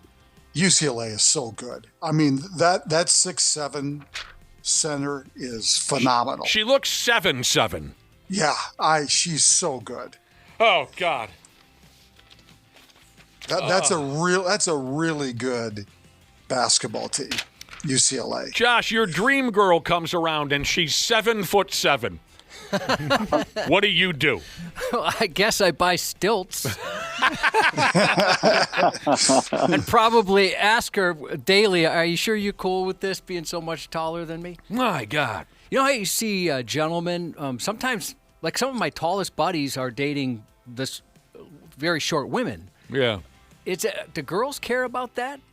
The other way around? I guess you don't see as many super tall women. Might want to ask the Smash when she's done pooping. God, she poops for a long time this time every day, doesn't she? I'm jealous of her regularity. Are girls... I saw a graphic. Oh, sorry. I saw a graphic before the Sweet 16, before the Gopher women's game on Twitter. The state of Minnesota had more players on Sweet 16 rosters than any state in the country. 13. More 13 players. More what? More players. On the Sweet 16 rosters. Follow me here. The Sweet 16 rosters of the teams in the women's tournament were from Minnesota. Were hometown their hometowns were Minnesota than any other state in the country. Of course, it helped that the Gophers made it. That makes a big difference. Right. That's a good point. Yeah, that's like 10 players. Okay, you take UCLA then. Where are all the California kids on the roster? Well, they were second. They had like 11. Yeah. Josh, this 7'7" girlfriend that you have? Yep. She might ask you to go up on her. According to Kidney Stone Jesus. He's got a point. She might say, all right, you son of a bitch, time to go up on mommy. I'm trying to think. So when we met Yao Ming, I was pretty much at genitalia level. He blackened one of your eyes with his nuts. Yeah. He sneezed and it got me. Yeah. He accidentally teabagged Josh. And it was all he sneezed and his body kind of shifted. And he was 7'6".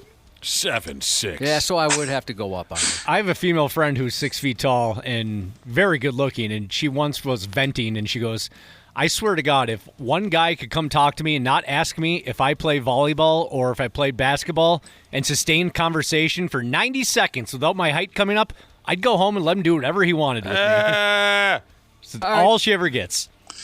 Sounds like a challenge. Don't bring it up. Don't bring it up. All right, so we had a lot of laughs with the NCAA tournament. It ain't over yet. Unfortunately, over the weekend, by damn, we lost some keepers. Boy, you're not kidding. And it was a rapid fire. You know, they say that deaths come in 3. This is the quickest 1, 2, 3 I've seen since Earl Hebner at the Montreal screw job. Right. The quickest 1, 2, 3. First off, we lost Joey Browner, one of my favorite football players of all time, one of the baddest sumbitches to ever lace him up. Joey Browner is gone at 65 years old.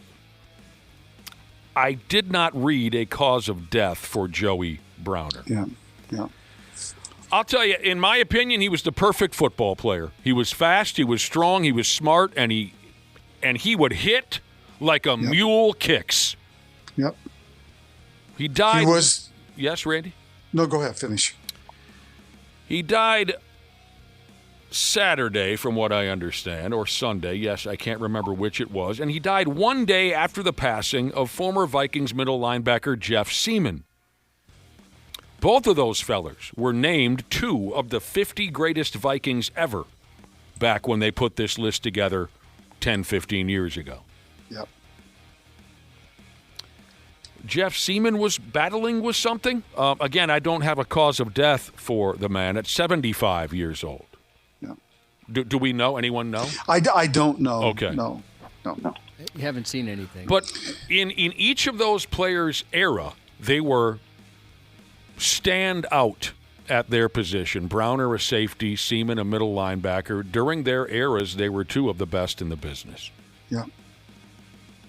Counting up the Pro Bowls and the All-Pro selections and the playoff games and the total games played for the Vikings. These guys played here for a long time and made a hell of an impression. It's very sad to learn of both of those passings.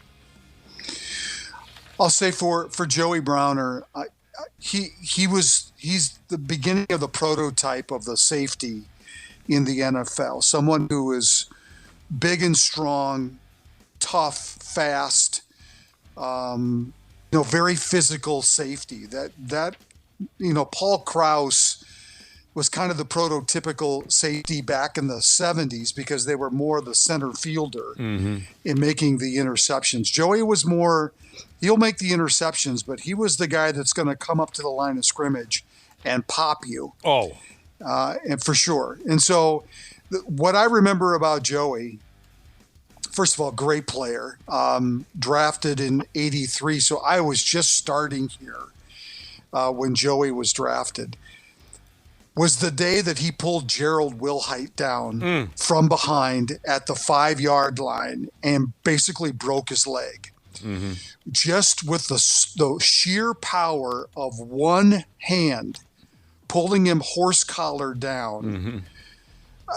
It was unbelievable, the strength that Joey Browner had at that position. And when you hear other people talk about Joey, and I saw this too, away from the field, you couldn't have found a nicer guy than Joey. Mm-hmm. Jeff Seaman, I didn't know all that well because he was a lot earlier. He had basically retired by the time I started here. But I got to know him a little bit in just some of the alumni stuff that happened. He was not only a gentleman on the field, but tremendous person off the field. Mm-hmm. Very religious, a stand-up guy. Everybody just raves about Jeff Seaman off the field in the kind of person that he was.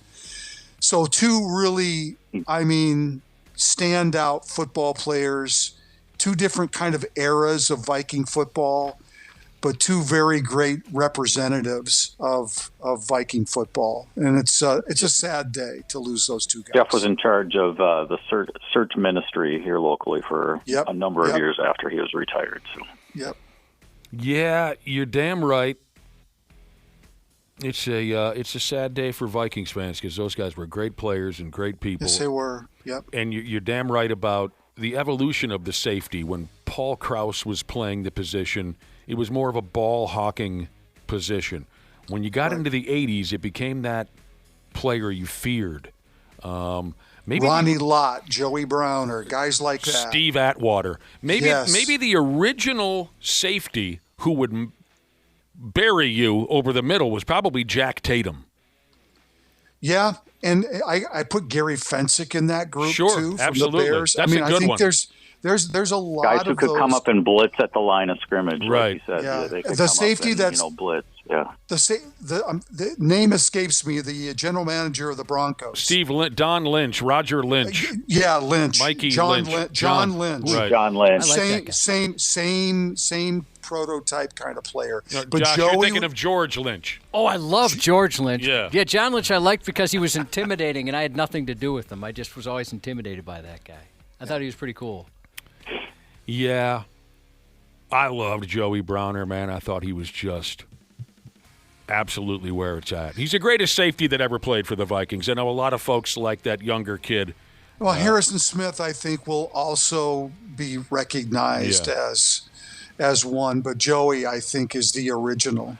And the day that he pulled the Gerald Wilhite's femur bone out of his thigh and threw it across the field from up top. Yeah, a lot of folks don't remember that was the night after the Twins won the '87 World Series. The Vikings hosted the Broncos at the Metrodome for Monday Night Football. Oh wow!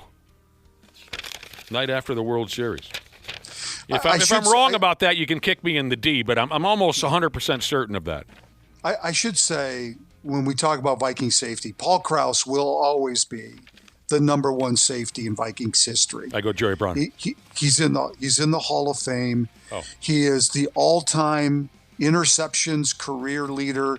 Nobody will ever catch the man in the NFL. But Joey Browner and Harrison Smith are right there with Paul. And Jay Robinson passed away. Yeah. 30 friggin' years, and we had him in studio. He's awesome. Quite a few years ago.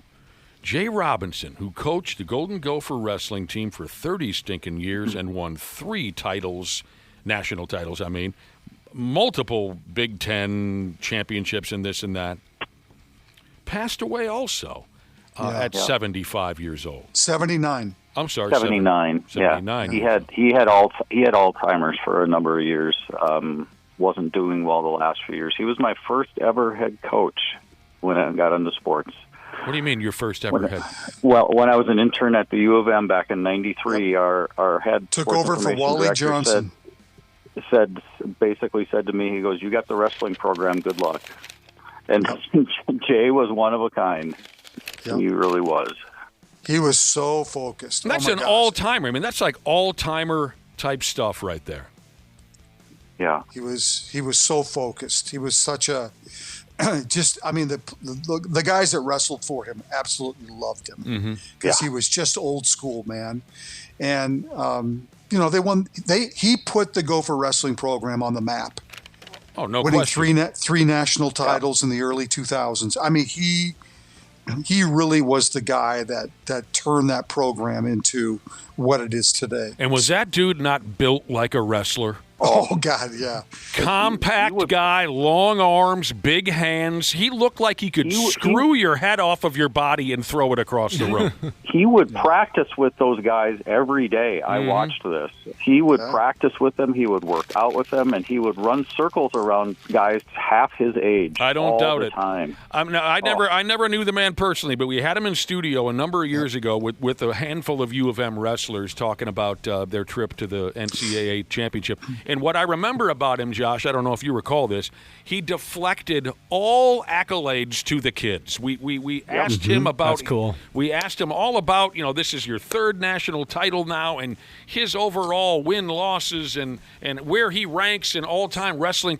He deflected all of it to the kids, and he was just really an impressive guy to be around. He would do anything for his athletes, and sometimes that got him in trouble a little bit. But still, it was kind of like that Clem mentality a little bit. Like Clem was the same way. Those guys would do anything for their kids, for their athletes. And also remember where he came from. He coached with Dan Gable at Iowa when he won 9 national titles with Dan Gable before he got the chance to be the head coach of a wrestling program when he came to Minnesota. And so I think he learned a lot of that deflection from Dan Gable. Mm-hmm. That's the way Dan Gable was too. That all the accolades should go to the wrestlers, not to the coach. So I remember when he walked in, I thought that's one of the most dangerous-looking people I've ever seen. Oh, yeah. It's just intense-looking for sure. And I said to Josh, I'll give you $1,000 if you go over to the next studio and slap that man in the face. He wouldn't do it. No, I slapped myself in the face. Yeah, it was intimidating being around him. All right, so God rest those 3 gentlemen, Jeff Seaman, Joey Browner, and Jay Robinson. It was a hell of a weekend here in town. Funny, isn't it? I just mentioned last Thursday or Friday that I didn't trust Tiger Woods. I told you the sight of him recently. I said, I don't follow golf and I don't follow Tiger Woods. But last week, I don't know what I'm doing. I'm on the internet. I see a recent photo of Tiger Woods. You said that. And I asked you guys, is he okay? He doesn't look all there.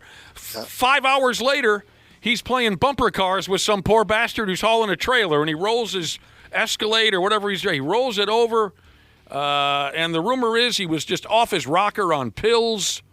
Didn't have any hooch in his system, but the cops think that he was higher than a giraffe's ass on pills. Same story as a few years ago, right? He rolled over a car and he was all out of his mind. That's like the fourth car accident he's had, third or fourth? He refused to take a piss test. He went to jail. What the hell's going on with this guy? I just hope he gets the help he needs. I love the guy so much. Yeah.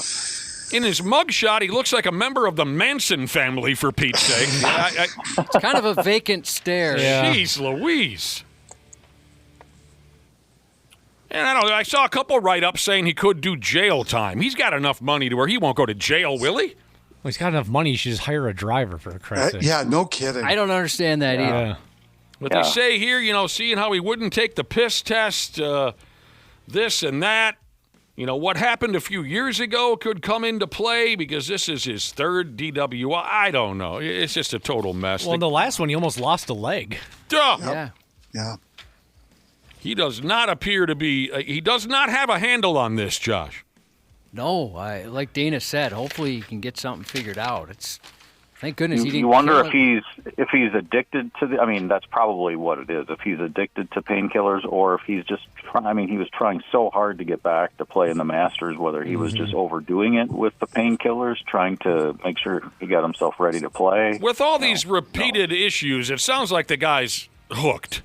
Yeah. Well, all the surgeries he's had over the years is, gosh, the list is endless. So many times. It would not be surprising, right?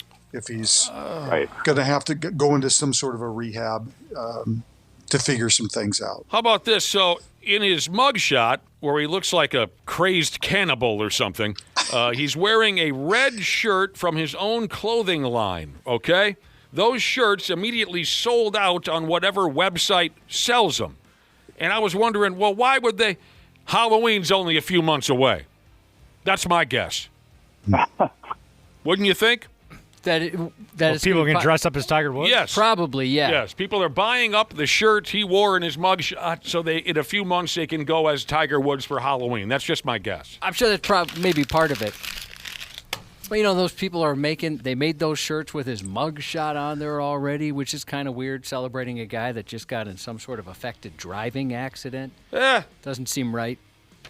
I thought the Twins had something cooking yesterday. Thought maybe they had that Orioles series by the balls. They took a 4-0 lead right from the get-go, and then it fell apart. They lost 8-6. And now they move on to a series in Kansas City today. Yeah, but some encouraging signs, I think, from the weekend. Oh, I'm not upset. I think there's some encouraging signs. The fact they scored 6 runs yesterday, that to me is encouraging because the first game they couldn't do anything with runners in scoring position. Taj Bradley struck out 8 or 9 in his start the other day and looked decent. Their bullpen in the game that they won, the bullpen shut out Baltimore. Mm-hmm. So I think there's some encouragement there, but obviously it's a marathon, not a sprint. So, each day you want to be able to see some improvement and hope they stay healthy. That's going to be the key for them too. Royce Lewis got a couple of dongs off, yes. How do I say this, right from the get-go? It's encouraging. Yeah, hopefully they won't be pinch hitting for him anymore. I think I was going to bring that up. I didn't understand that at all. Well, I think they're trying to send him a sign. I think he's batting. I said this the other day. He's batting 8th, and they pinch hit for him. And that's like kind of a slap, right? Yeah. It's kind of like a wake-up call here for him. And I got no problem with that. I think he's reacted to it so far with a couple of home runs, and we'll see. New skipper Derek Shelton made baseball history. He's the first manager to get kicked out of a ball game for hollering at the umps over that new ABS automatic strike, whatever. You know what I'm talking about? The automatic challenge thing. Yeah, I don't blame him, though. If you watch the video of the pitcher, Josh Bell was like almost halfway up the line before the pitcher called for it to be looked at. And you're supposed to motion right away, right? Right away you're supposed to. And he took like 2 or 3 steps off the mound before he signaled. So I can see why Shelton would be upset about it. Yeah. Obviously, they did look at it. It was called a strike, and they got out of that jam, but I can understand why you'd be upset about it. That's a tough call for those umpires too, right? I mean, that's a subjective decision by the umpires on whether they've asked for that fast enough or not. That's going to be a problem all year long. Like I said, I think so too. Yeah, I think so too. This will be a thing all year long. He didn't ask for it soon enough. He was too late. The Twins in Kansas City today at 3:00. Now this is my favorite story over the weekend. We didn't get to this on Friday. I don't think anyone was really talking about it until we were off the air Friday. So the Pigs played in Sunrise, Florida last Thursday night against the two-time Cup champion Florida Panthers. Now, this is funny.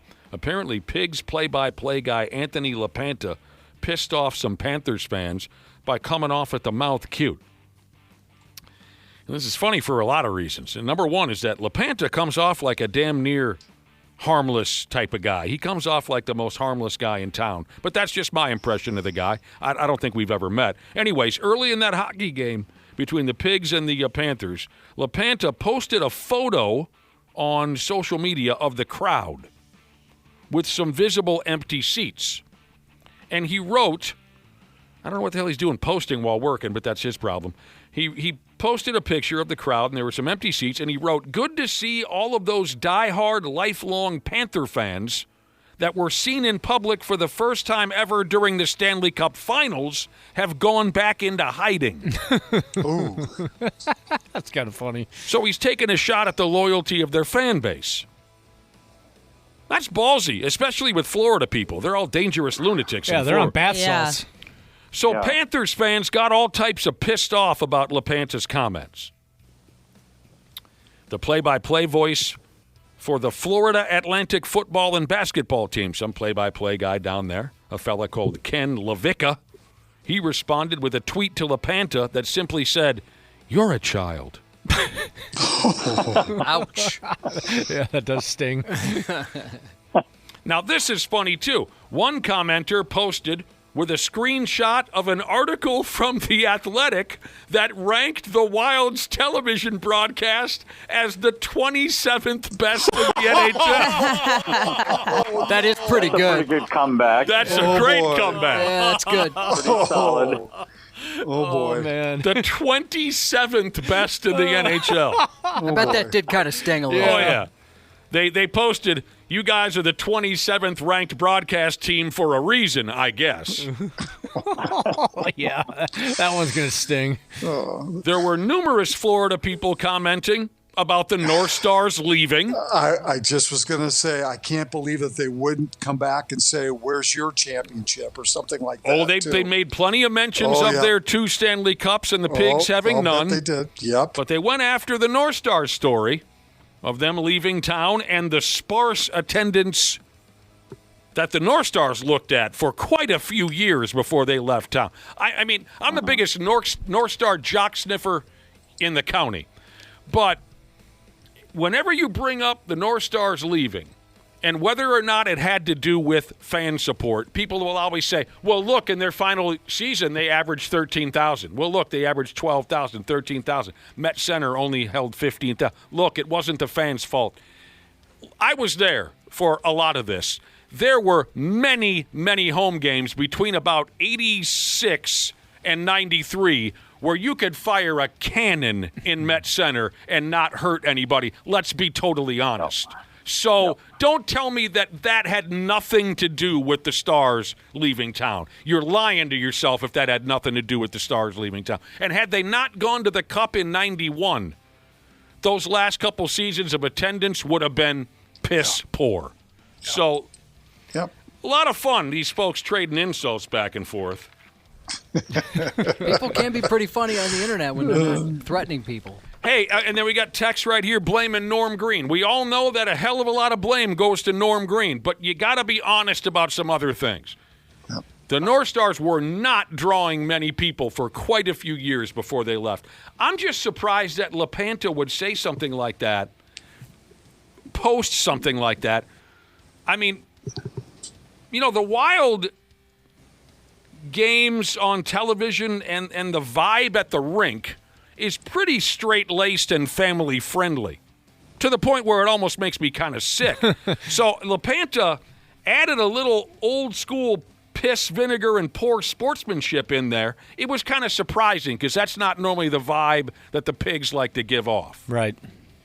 In the older days, guys like Doug McLeod and Lou Nanne would start trouble on the mic all the time. But hockey had a different vibe back then. It's so kid-friendly these days. When I watch a Pigs game on television, sometimes I want to watch a horror movie afterwards just to level myself out a little bit.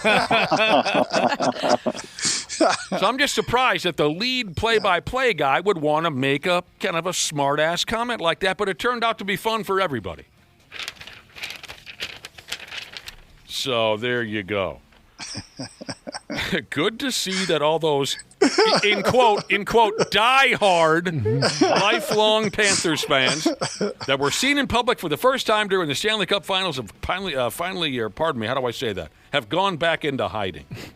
And there probably weren't a lot of people who realized that we had the 27th ranked TV broadcast until that either. So it's probably shot himself in the foot a little bit. I don't know. I can vouch for the attendance thing back in the late '80s too, Nick, because those are my college days. No, every Wednesday night home game, like 88, 89, 90, we went because it was student ID night. You could get in for $5. That ain't bad. Yeah, absolutely. And if the North Stars were playing the Blackhawks on a Friday night, it would be sold out. Other than that, you could sit pretty much anywheres you wanted. Yep. I mean, I remember driving to Met Center without any tickets because it was so bad for a stretch. We drove to Met Center on a Friday night playing Chicago, and I thought, well, we'll get in. Hell, the prior 4 home games, there were no more than 6,000 people there. But we got turned away because it was a sellout. That was the only exception to the rule for a stretch of time. If the Blackhawks, Red Wings, Maple Leafs, or Blues were playing here on a weekend night, maybe it would be sold out. The Frozen Four is all set. Let's see where we can go with this one. Michigan, Denver, North Dakota, Wisconsin. Oh, we let Wisconsin get in? Yeah. And it's being played in Vegas, is that right? What? Yeah, that's is this right. in Vegas? Oh my God, Jesus! It is. Really? Yeah. And I'm not sure. Did you see how Wisconsin got in? I heard about it. It was some dramatic deal. I don't. Michigan State blew a 3-1 lead with like 5 minutes to go or something like that. Yeah, I heard about it, but I didn't watch any college hockey. Well, one dude from Michigan State, Charlie Strammel, top prospect in the Pigs organization, broke his ankle in that game against Wisco. They say here, had he been healthy, they might have drug him up to the big leagues and had him play a little bit, maybe in the playoff. But that's too bad. Now he's the Las Vegas Gold. Speaking of Las Vegas, the Las Vegas Golden Knights fired their head coach and gave John Tortorella the gig. Oh no! They deserve everything they're going to get from this. One of the biggest plugs that ever took a job in the National Hockey League. I got to look at John Tortorella now. Again, on a regular basis, if I watch hockey, I got to look at John Tortorella. Thanks a lot, Las Vegas Golden Knights. Speaking of Vegas, the Gopher basketball team's playing in Vegas this week. Oh, yeah, Wednesday we were night. talking about last week. That starts this week. That's in Vegas as well. Yeah. I assume that had come and gone by now. What is that, by the way? I'm not really. What is this, like a tournament? It's the Chauncey Billups Invitational. It's called the College Basketball Crown. It's a made-for-TV type of tournament. It's on Fox. Starts Wednesday, and the semis are Friday, and the final is Saturday. Oh, boy. I can't wait. Well, but the hockey players and the basketball players won't cross paths because, as you know, NCAA hockey jams their thumb in their ass for a week and a half. So stupid. And waits forever so their tournament can be played when the basketball tournament is over. They're two completely separate crowds. It aggravates me. There's no overlap there. No. Zero overlap. And I think the whole NCAA hockey tournament as a whole needs to be adjusted. You see these regional games, the first round played like 4 o'clock in front of a couple hundred people. The hockey semis are on a Thursday anyway, so that wouldn't conflict if it was this week anyway with the basketball because the basketball isn't played till Saturday. Where did they play these games? Either. Albany, New York, Loveland, Colorado, Sioux Falls, South Dakota. Okay. again, if you play these regional games in St. Paul, Detroit, or Boston, you're going to get a crowd. Exactly. That's it. Or just play at home ice. I got no problem with that. Yeah. Top Yeah, 14 you get should the home ice. earn. Yep. Yeah, get your home ice for sure. I remember St. Cloud State, they won their first ever NCAA tournament game about 10 or 12 years ago when I was in college. And they were like 0 for 5. They finally got off the schneid, and it should have been a huge, big deal, but they were playing in like Toledo at 2 o'clock on a Right. Thursday. It's terrible. And it's just like so anticlimactic. They're trying to mirror the basketball tournament, and it's a mistake. It has been forever. Yes. You're not going to compete with that. Just do your own thing and embrace it. Right. The Wolves are playing at Dallas tonight, coming off a home loss over the weekend. They were beaten by the Detroit Pistons. Who's going to be able to play tonight? You got A1 from day one is iffy. He's questionable. He might get in there tonight. Mick Kraken. I can't think of his name now. McDaniels is not going to play. Probably not going to play. I love Jaden McDaniels, but my wife and I have a nickname for him. We never call him Jaden McDaniels. We call him Cool Goldie. Or Cool Wang, because he looks exactly like my buddy Wang. Or Wang has two separate nicknames, Goldie or Wang. He looks exactly like a cooler version of Wang, so we never call him Jade. Who else was on the shelf? Io DeSumo. Is he going to play? What the hell? It doesn't look like it. What's going on around here? I think I have this correct. Holler at me if I don't. The schools that came out on top in the boys basketball tournament turned out to be Hills, By God, Beaver Creek in Class A. Yep. Minnehaha Academy in Double A. Totino Grace in the 3A setup, and Chaska in the Quad A department. That is correct. I watched quite a bit of the basketball. I enjoy the high school basketball tournament quite a bit. Oh, Randy Shaver, Brad Ryder. This is gross. During an Australian football game, a dude got cracked in the nose. Are you following this so far? Mm-hmm. They're playing Australian football somewhere. I'm going to take a guess. It was probably in Canada. Randy's going to hate this so much. A dude got cracked in the nose. His nose started to bleed. Don't you know? Blood, Cubby. Blood! Dude was upset at a player from the other team for cracking him in the schnoz and causing it to bleed. So there was a little scrap, and the dude with the bloody nose wiped his blood on the face of the dude who caused his nose. No. What? It didn't look like there was enough blood to be doing that. Like he had to try to get some blood. Yeah, he went for it a few times to get enough. I was expecting there to be a lot. And I was like, oh, this will be good. And I was like, oh. That's a good way to give a pimp herpetitis or whatever you call it. Yeah, no kidding. The other guy took it pretty well. He took some blood off his own face and wiped it on the face of the guy who broke his nose for him. This is on 93x.com. Yeah, the dude didn't really wince or anything. No. He just kind of locked eyes. And I wonder if he didn't realize what was going on. Are you really wiping your plasma on my face? The player who wiped his blood on an opponent is expected to be suspended. As he should be. As I would hope so. And finally, I don't know which direction you folks went, but I spent a little time over the weekend enjoying the opening games of the new UFL season. Can't get enough of football, can you? In a second. My microphone might have cut out there. You just can't get enough of football. I'm sad I missed it. I don't really care for the National Football League anymore, but I do enjoy watching the UFL. Let me throw some of this at you. This is interesting stuff. Last night I watched the Orlando bathroom attendants or something. I don't know what they are. And they played the Columbus ear infections. The nicknames escape me. But it was Orlando and did you guys know? The Orlando Storm. Storm. And Columbus Aviators. Did you know that a field goal over 60 yards is worth 4 points in the UFL? Oh, wow. That's awesome. I love that. That's fun. Yeah. If a guy can hit one from 60 in the UFL, he should probably be in the NFL. Do they have any other cool things like that? I Yeah. like that Thank you kind of for stuff. asking, Ashley. Thank you for asking. Opening weekend of the UFL. You're not allowed to punt from within the 50-yard line. Oh. You got to go for it, unless it's like the last 2 minutes of the game. I'm not allowed to If you're punt. on the other team's 40, you can't Right. and pin them deep. Right. Yeah, no more coffin corner. Right. Not allowed to punt. And it's possible in the UFL to put 9 points on the board during one possession. You get in the end zone, that counts for 6, and then there's a play you can choose for 1 point, a play you can choose that counts for 2, and a play you can choose that counts for 3. It's intriguing. Yeah, you can score 9 Yeah, points. that was fun.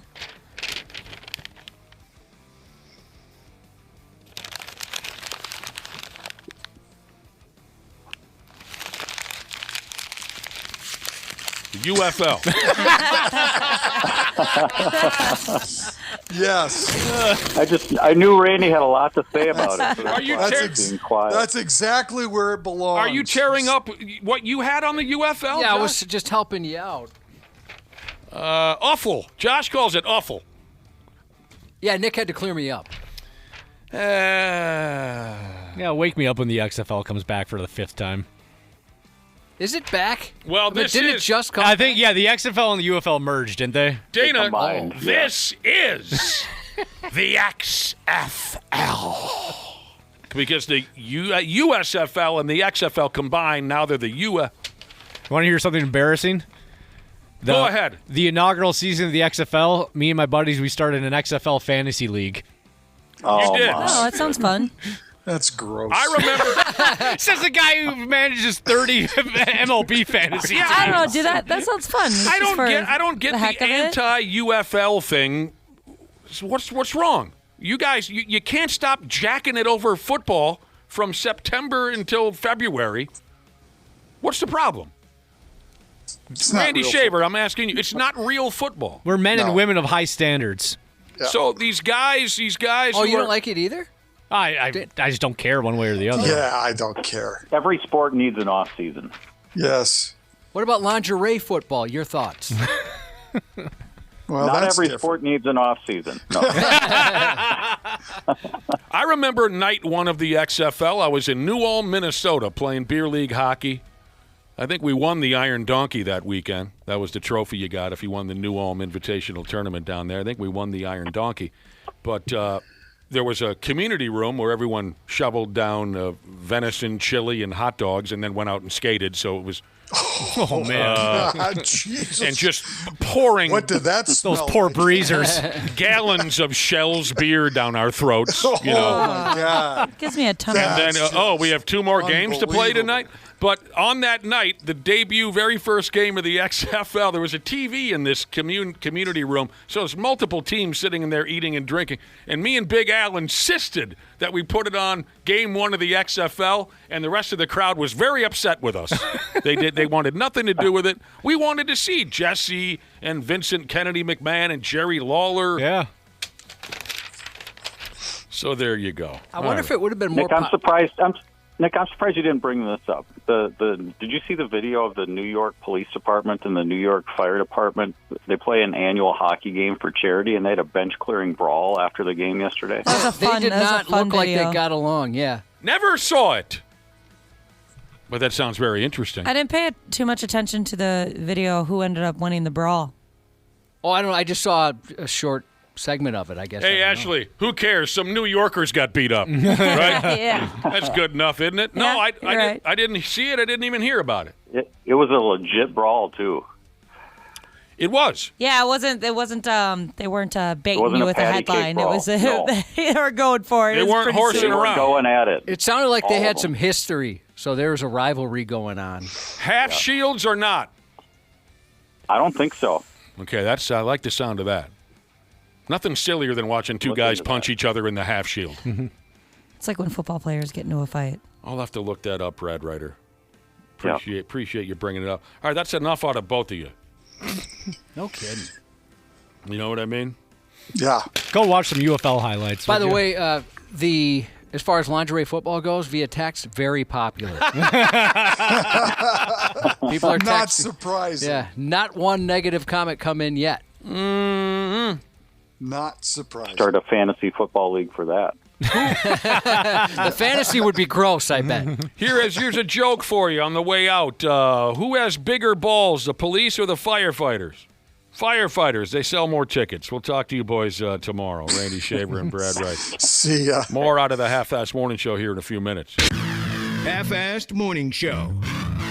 93X. Well, hello to all the wonderful podcasters out there, wherever in the world you're listening right now. We truly appreciate it. Dana here. Yeah, I'm a sports junkie, I'm a wing lover, and of course a smart club member because I trust my home comfort to standard heating and air conditioning, and I really think you should too. Right now it's HVAC Mania, and these deals will help offset the cost when your brackets get busted. You can score a $45 coupon on a furnace tune-up, normally $148. And no, it's never too late to show your furnace some love. And if your system's about to crash out like a 5-seat against a 12, now's the time to replace it on your schedule with 0% financing from Standard Heating and Air Conditioning. Go to standardheating.com and mention 93X. Standard Heating and Air Conditioning, providing the comfort you deserve since 1930.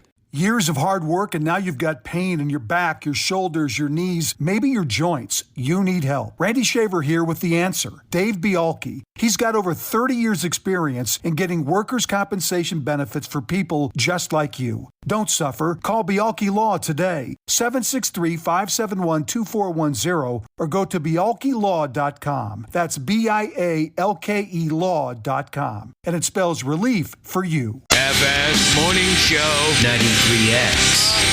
The Monday program. You're listening to the Monday draft of the 93X Half-Assed Morning Show, and you're a hell of a crowd.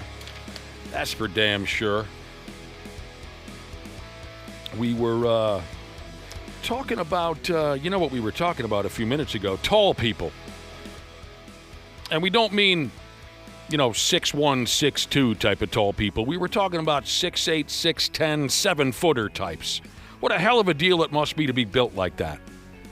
The only person I've, been close to that is that tall is one of my cousins is very, very tall. Damn near 7 feet, if not that. And it looks miserable. Does he look like an unhappy person? It doesn't look fun. It looks like it hurts. Everything's made for people much shorter than that, so I bet that's kind of a pain. Exactly, like constantly having to duck under every door. How old of a fella is he? Now he's probably in his 30s somewhere, I think later 30s. Okay. So he's probably still getting around all right. Yeah. I have a buddy who's 6'8". But he doesn't like it because everybody comments on it. He gets kind of tired of that. Sure. How's the weather up there? Yeah, I thought it would be cool, but he said there's definitely some disadvantages. I'm sure there's good and bad trying to live with that frame. We were teasing Cubby about the idea of him falling in love with a 7-footer and how that might work. And you had a question for Ashley we never got around to asking. What was the question? Something about her taking on a 7-footer? Well, I was mentioning that some of my friends that are taller, like I've got a buddy who's 6'6", a couple over 6 feet, they like shorter women. Usually, I've always dated girls right around my height, but they like women shorter than I've dated. Interesting. And so I was wondering if, they're cool with it, but I was wondering if girls would feel differently, meaning they'd want a guy that's taller than them. Because I don't really see a lot of size differences in that regard. If it's a tall woman, usually it's with the tall guy, it seems like. I've always preferred for the man to be a little bit taller than me. It doesn't have to be by much. I mean, my husband is 5'11" on his ID, 5'10" in real life. So. Thank you for calling him out like that. I think it's hilarious. But that's just enough. So you would like a person that's taller than you? Yeah, a little bit taller. I did date somebody that was much shorter than me in middle school, and he was such a great guy, but I got made fun of. He was a great guy. He was such He's a 7th grader. Yeah, he was like such a little sweetheart. And well, he had to be. He was so short. Yeah, and I broke up with him because people wouldn't stop making fun of me for it. Yeah, sorry, Austin. That's not very nice. Well, the first boyfriend we ever met of yours looked to be around your same height. Yeah. He was not a big dude. Actually, no, my high school boyfriend, that probably was one of that would have been the first one. I think you guys met him. He was 6 feet. And then my last husband was like 5'11". No. There was some little sawed-off character that... When you first started here. Yeah, that was my high school boyfriend. He was taller. He was? Yeah. He was really skinny, so maybe that made him look shorter. I remember, yeah, he was super, super skinny. Yeah. How tall... Oh, here's a text message, Josh. From a listener on dating taller people, I guess. A dude. So that's the real rarity. You don't often see a dude with a taller woman. I dated a woman, he said, who played college basketball. She was 6'6". I'm 5'10". Whoa. It made for an exhausting night, but it was worth the climb. 6'6". My damn. I heard somebody once describe hooking up with a woman that's taller than you like dragging a vacuum cleaner up a staircase. I think I can understand that, but I'm not entirely sure. I wasn't sure either, but it just kind of made me laugh in the moment. Okay, you're kind of like stair by stair, kind of trying to lug the thing up. Would you? She's unconscious, or That's the first thing I thought. I was trying to figure out too. Do you, Dana? Have you ever dated anybody your height or taller? I've dated someone. She was like 5'10", 5'11"-ish. I'm 6'2", so yeah, about that. But both my wives are 5'3", 5'4". So do you usually end up? I say both my wives. I know, I like both that. of the women I was the woman I was previously married to and the woman I'm currently married to are the same height. And they're much shorter than me. Is that kind of like if you had a type, that's the type? Not necessarily. What's the greatest significant other height differential in our listening audience? We're at 6. What's the number, Josh? 651-989-9393. Don't lie to us now. Text us. We want to find out who's got the greatest height differential with their significant other in our listening audience. Here's one, and great news about your Sheezus name, breast cancer survivor Sheezus. Said she's 5'1", her husband is 6'4", and that the 69 is very difficult. Sure. Oh my gosh, the logistics on that alone. If I was with a man that tall, I'd make him like carry me everywhere. I would feel like such a. Like I would love it because I'd feel Bjorn? so dainty and like I would never feel like I was too. I think that's one of the reasons why I'm not really into dudes that are shorter than me is because it makes me feel like too big. Sure. I understand all that. So dude said what now? He's 6'4", she's 5'1", 69ing is not an option. It's very difficult. He ends up with her toe in his mouth. Here's another one. WNA Jesus, 6'2", girlfriend 5'1". Well, my mom's 4'11". My dad was 6 feet. 4'11". I've got one of those tiny little moms too. What are we doing here? Yeah, I mean, I'm looking for a real keeper. Ooh, 6'6" on one end, 5 foot on the other. This one is just two tall people. They're very close. Just cucking around Jesus, 6'1". His wife is 6'2". Oh, I guess my parents are a good example of it. Yeah, my mom's a tiny little lady. I think she's like 5'1" now, and my dad's always been over 6 feet. Your mom's 5'1"? I don't remember her. I remember it's her being the hair taller. is really deceiving. She's got the state fair hair. That's probably She's got very it. tall hair. Here's somebody that social anxiety Jesus is 6'7", and his last ex 5'3". That's right. That's right. What we're talking about. So, yeah, we'll get there. Ooh, another 6'7" and a 5'2". Insomniac Jesus. He's the 6'7". Your wife, Josh, you and your wife are of similar height, are you not? Yeah, she's 2 inches shorter than me. Well, I would have thought she was even taller than that. So how tall is too tall, or how short is too short? Anybody got any parameters there, or do I know you, and you'll take anything? I've never really thought about it. I guess. I'd say for me, I would appreciate if the dude was at least 5'8". I'm 5'5". Hey, look, I'd appreciate that. I would prefer that. I mean, if you but could do me a favor and give me another inch or two. Just grow a little bit for me, would you? It's not the most important thing when I'm looking around, but yeah, I'd prefer just a couple inches. I certainly wouldn't care. I dated a girl who she didn't like dating a guy who was thinner than she was, and she wasn't heavy by any means. But she didn't like, or being the same weight. Didn't like it if a guy was I'm gonna be.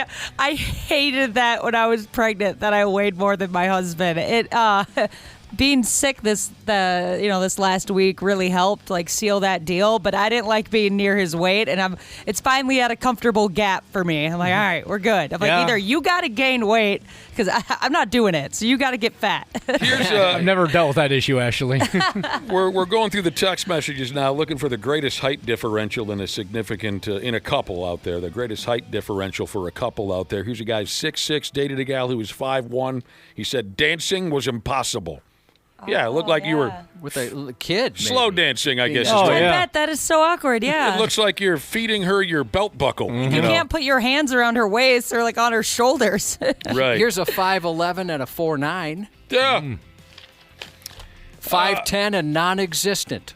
5'10", no girlfriend. No, none whatsoever. She's so short you can't even see her. That's an interesting deal. I mean, I wouldn't mind if a lady was taller than me, but I mean, let's be totally honest. If she's 6'5" or 6'6", we're just going to look ridiculous. Yeah. I mean, we just, not that I'm the type who's terribly concerned with what others think, but it's just going to look ridiculous. 6'9", barely 5 feet. Oh, wow. One of my favorite gimmicks ever at my neighborhood bar, I never knew either of these guys terribly well. At least I don't remember knowing them terribly well. There was a guy named Bob who drank at the bar regularly. And then all of a sudden we had another regular named Bob, and he was very short. So Bob remained Bob. The shorter guy became half Bob. That's fun. And he totally, what's the word I'm looking for? Embraced the nickname when he'd walk into the bar. Be like, hey, half Bob. He was a tiny little. So far, it's only been, I think, maybe 2 or 3 where the woman's taller than the man. A lot of guys, it's the opposite. And it's like these real tall guys with women who are a little shorter. Okay, let's talk Ashley. A couple listeners have texted in to say, let's say you break up with your husband someday. You're looking for a man. Do you mind a beer belly bashing into you now and again? What about weight? What if a guy's got a fuel tank? If at the moment, if I'm still taking care of myself, I would appreciate them to take care of themselves too. But the guy likes to drink beer. He's got a little beer belly poking out the bottom of his T-shirt. If he's cool with me getting a beer belly and getting, fat and sassy, then let's go, baby. Beer belly dudes don't mind a lady with their own beer belly. Then I'm cool with it. There's a lot of hair on it, they say. If we can both be fat together, let's do it. All right. That's the goal, right? To get old and fat together. Yeah. Happy weight. My wife calls it happy weight. Exactly. Or I mean, sometimes in some relationships, it's not happy weight. That's depressed true. weight. There is depression weight. No, I like happy weight better. Because you guys know, my husband's the thinner. Like he's not a bigger dude. No. And when he was in a long-term relationship that wasn't the greatest thing in the world, and I see some photos of him, and I'm like, what was happening, man? You're saying there was a differential there? I'm like, put the spoon down. Your husband and Cubby. We could put your husband and Cubby in a high school yearbook and people would buy it. Uh-huh. They would. A few people texted in about having a woman. That sounds crass and rude. A few people texted in about being in a relationship with a woman who's 6'6", and they said, when you fold her in half, she's only 3'3". You take it, Cubby. Computer Repair Jesus said his first ex-wife is 6'3". He's 5'9". Ah! I think you have to be a decently confident man. Oh, yeah. To date a taller woman. Oh, yeah. You really got to be secure in your own self. Yeah, you do. All right, there you go. He was 5'9", she was 6'3", he says? Yeah. Did his buddies bust his chops at the bar all the time? I wonder. You know how we bros, we like to bust balls now and again. True that. Smooth Vanilla Jesus sent in a photo. He's 6'6". We've met him a few times. Nice dude. With your mom, Ashley. I'm sorry, That what? sounded dirty. But standing next to your mom just to see the height difference. Oh, yeah. Yeah, if your mom didn't have the hair, she'd be... she would look a lot shorter. I never noticed that. Yeah, it is funny when I go over to their house and she hasn't done her hair up yet. I'm like, wow, I forget how little you are. She's just a little thing. Half-assed morning show 93X. Oh, I'll tell you what, we're getting ready to get outside and, well, I'd like to say we're going to enjoy this beautiful weather, but I know I'm going to fall unconscious for 4 or 5 hours in the darkness of my bedroom. I'll probably be outside for a while. It's going to be a beautiful day. Get outside, And then I'll be really sad tomorrow. What are you going to do outside? Honestly, probably just sit in the front lawn and watch my kid try to eat leaves. Your kid is going to do what? He tries to eat leaves. He does? Yeah. He's a bright Grass. one. We were talking about height. We were talking about if you're a girl, maybe how tall is too tall of a man if you're a guy, how short is too short. There's plenty of people who are open-minded. They don't care. They don't care. They don't care if they're a little shorter or this or that. One of our listeners texted in to say, this is a guy. He said, I wouldn't mind a tall girlfriend, a girlfriend who's taller than me. I want uppies, he said. Cute. Oh, my daughter used to say that all the time. Uppies. What is that? It's like when a little kid is, they're a little short and they want you to pick them up. Oh. They do this. I thought it was a sex joke. No, uppies. Oh, yeah, okay. Yeah. The little kid reaches for That's you. cute. Oh. The best. So you breeders know that What do you think about this that one? lingo. Raised on the poor side of Maple Grove, Jesus said, hey, how about all you tall pricks save some of the short chicks for us short dudes? Quit taking our women. Oh, that's funny. I suppose if you are a shorter guy, it kind of limits the dating pool a little bit. Hey, she's ours, man. One of our listeners texted in a guy to say, what did he say now? He said, I hooked up with a chick who could palm a basketball. He did not like the way her hands made his pee-pee look. Oh, I suppose. I never considered He that. said the background overall it made him look. Yeah. A couple guys have texted in this morning to admit that because they want to appear taller, they wear shoe lifts. So you can tell, right? I mean, I've seen. Don't know. I've never noticed it. We worked with a guy that had them. Yeah? How did you find out?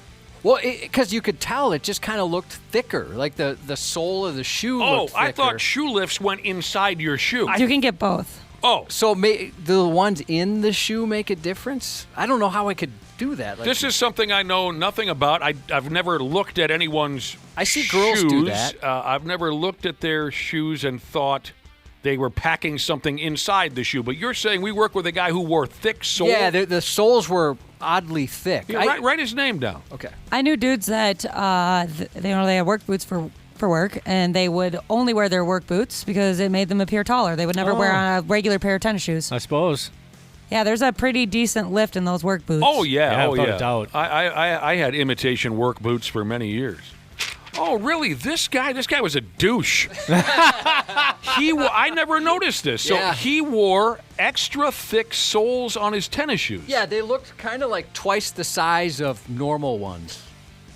And you noticed this on your own. He didn't talk about it? It took a while. I noticed it once, and I asked him, I was like, what kind of shoes are those? And he wouldn't say, but his brother told me, oh, yeah, he puts lifts in there. Or they're lifts, I guess. I'll be damned. I never would notice. I guess I'd have to be staring at you and 100% focused on you to notice if you're wearing extra thick soles. When I see women do it, I just imagine they're being fashionable. Being fancy. I think that's it, yeah. I've never once worn a pair of shoes and be like, I'm going to be taller now. Yay. I get a kick out of every time I see this movie, and I watch it quite often, Tombstone, one of the greatest movies ever. I get a kick out of one of the early scenes. The lady gets off the stagecoach. She's the pretty lady. She's involved in the theater group that comes to Tombstone to entertain all the cowboys. There's a scene, I'm sure all of you already know where I'm going with this because Tombstone's such a popular movie, but she peers across the road to Kurt Russell's character, who he plays Wyatt Earp, and she says, "Who's that tall drink of water?" And it's funny because everybody knows Kurt Russell's like 5'4". Right. And they do like a little video trick in the movie to make his legs look a little long. But we all know, Josh, don't we, that all the biggest, it damn near seems like across the board, with a few exceptions, all the biggest actors and rock stars are tiny people. I was shocked about Schwarzenegger. Somebody said he wasn't even 6 feet. I met him in person, face-to-face, 25 years ago. And he was taller than me, but not by much at all. All right, so I Googled him. It says he's 6'2". I wonder if that's true. Because when he was... No taller than Dana. Yeah, when he was filming Jingle All the Way here, people who had met him said, I was shocked that he wasn't as tall as we thought. Like I had a few people say, yeah, he's not even 6 feet. No. Weird. No, it is weird. I feel like I've been lied to. I mean, when I was a kid, there's no way I would have known that Sylvester Stallone was a small guy. He was just a short guy. And we've discussed this before. I think it's like it has something to do with motivation. I think when you're a smaller person, I think some of you, not all of you, of course, I wouldn't make that blanket statement, but you feel like you've got something to prove. I think that's why so many big-time actors and rock stars are littler people. Sylvester Stallone, it says here 5'10". Oh, are you friggin' so kidding? So he's probably 5'9". Oh, I don't even... 5'8". I question that even. 5'8". I question that. Let's see what Tom Cruise is. He's notorious. Tom Cruise. Oh, one of the greatest moments last week that I had with my husband was he was making fun of Kyler Murray. And I was like, pretty sure you guys are the same height. He's like, no, there's no way. He's tiny. There's no way. Looked it up and they're the same exact height. Like, yep. Are they? Yep. I would have thought that Kyler Murray was shorter than your 15-year-old appearing husband. But I suppose he's around it. Giants. What were we talking about? Tom Cruise. Tom Cruise. I saw him in Brainerd last summer. He's got a cabin up there. He has some property. Right. It says here he's 5'7". So he's probably, what, 5'5"? Yeah. He definitely wears lifts in his shoes. People have zoomed in on photos of him on red carpets and whatnot. I mean, by God, the rock stars that we've met, how many of them were you surprised by their height? I'm saying damn near every one of them. Yeah. I mean, you know the obvious, like Dio and Angus Young and whatnot. But, they shoot these music videos and they make them look like these towering gods. And you meet them in person and they're just a little limp-wristed handshake. Nice to meet you, right? I mean, yeah. It's just... It's weird. The opposite of that is people I thought were... Wait a minute. Nope, that's the same thing. People I thought were taller or shorter. It's the exact same thing we're talking about. For some reason, I had it screwed up. I was shocked at how short the guys from Sum 41 were. I knew they weren't very tall. But those guys, they looked like children. Yeah, they were. Honestly, they looked like 5th or 6th graders. It was so distracting, I couldn't remember the name of their band. That's when we stood next to them. Got up on stage. Here they are. I turned to Josh and I said, who are these guys again? And you said that in front of like 30,000 people. Right. The mic picked it up. It did? I didn't know that it picked it up. I kind of looked back to see their faces, and they were totally in the zone. I mean, we could do this all day, but David Lee Roth. In the old Van Halen videos, he looks like this long-legged friggin' god. And in person, he's this skinny little... David Coverdale thought he was tall. That one shocked Bruce Dickinson. Anyway, there you... Oh, my God. Someone just texted in Glenn Danzig. Give me a friggin' break. He's that guy... 6'2". What? I'm just kidding. Jesus. Guy looks like a bowling ball. Remember when we met Glenn Danzig? God, 5 foot tall, maybe? Jeez, maybe a little. But when he's up there on stage going, mother, he looks like a... And what? he's a muscular guy. Yeah. This person says, I thought Danny Trejo was at least 6'3". He can't be more than 5'6". Yeah. I thought that can't be right. I looked it up. It says he's 5'6". I just learned that, too. But when you see him in a movie... looks like a giant. You see him in a movie next to Robert De Niro, they're both 5'6". I mean, it just... That's another one he's shorter than you would think. Everybody's different, aren't they, Cubby? They are. That is crazy. I mean, I'm sure it's the TV and all that. However they film it, they just make them look so much bigger. Here we go. We're all done, Skis. What do we got before we pull the plug on this nightmare? A couple of shout-outs. Unfortunately, I do not have a name for this text, but they got promoted on Friday. All right. This text came in, and I haven't had a chance to pre-read it. I'll read it as written. Can I get a shout-out to myself? On Friday, my work promoted me to customer, so I'm unemployed now. Oh, no. I was so excited for you with the promotion, and now I see the rest of it. Oh, my God. You're on to bigger and better things. Dang. Your day will come. You hand in the shirt or whatever. Hey, congratulations. You're now a customer. Hand in the company badge. Yeah, we need the name tag too, sir. You know, a lot of times customers are treated better than employees, so maybe it's a good thing. Happy birthday to Derek, the pipe fitter from Curtis, and Bong Water Bob. Half-assed morning show 93X.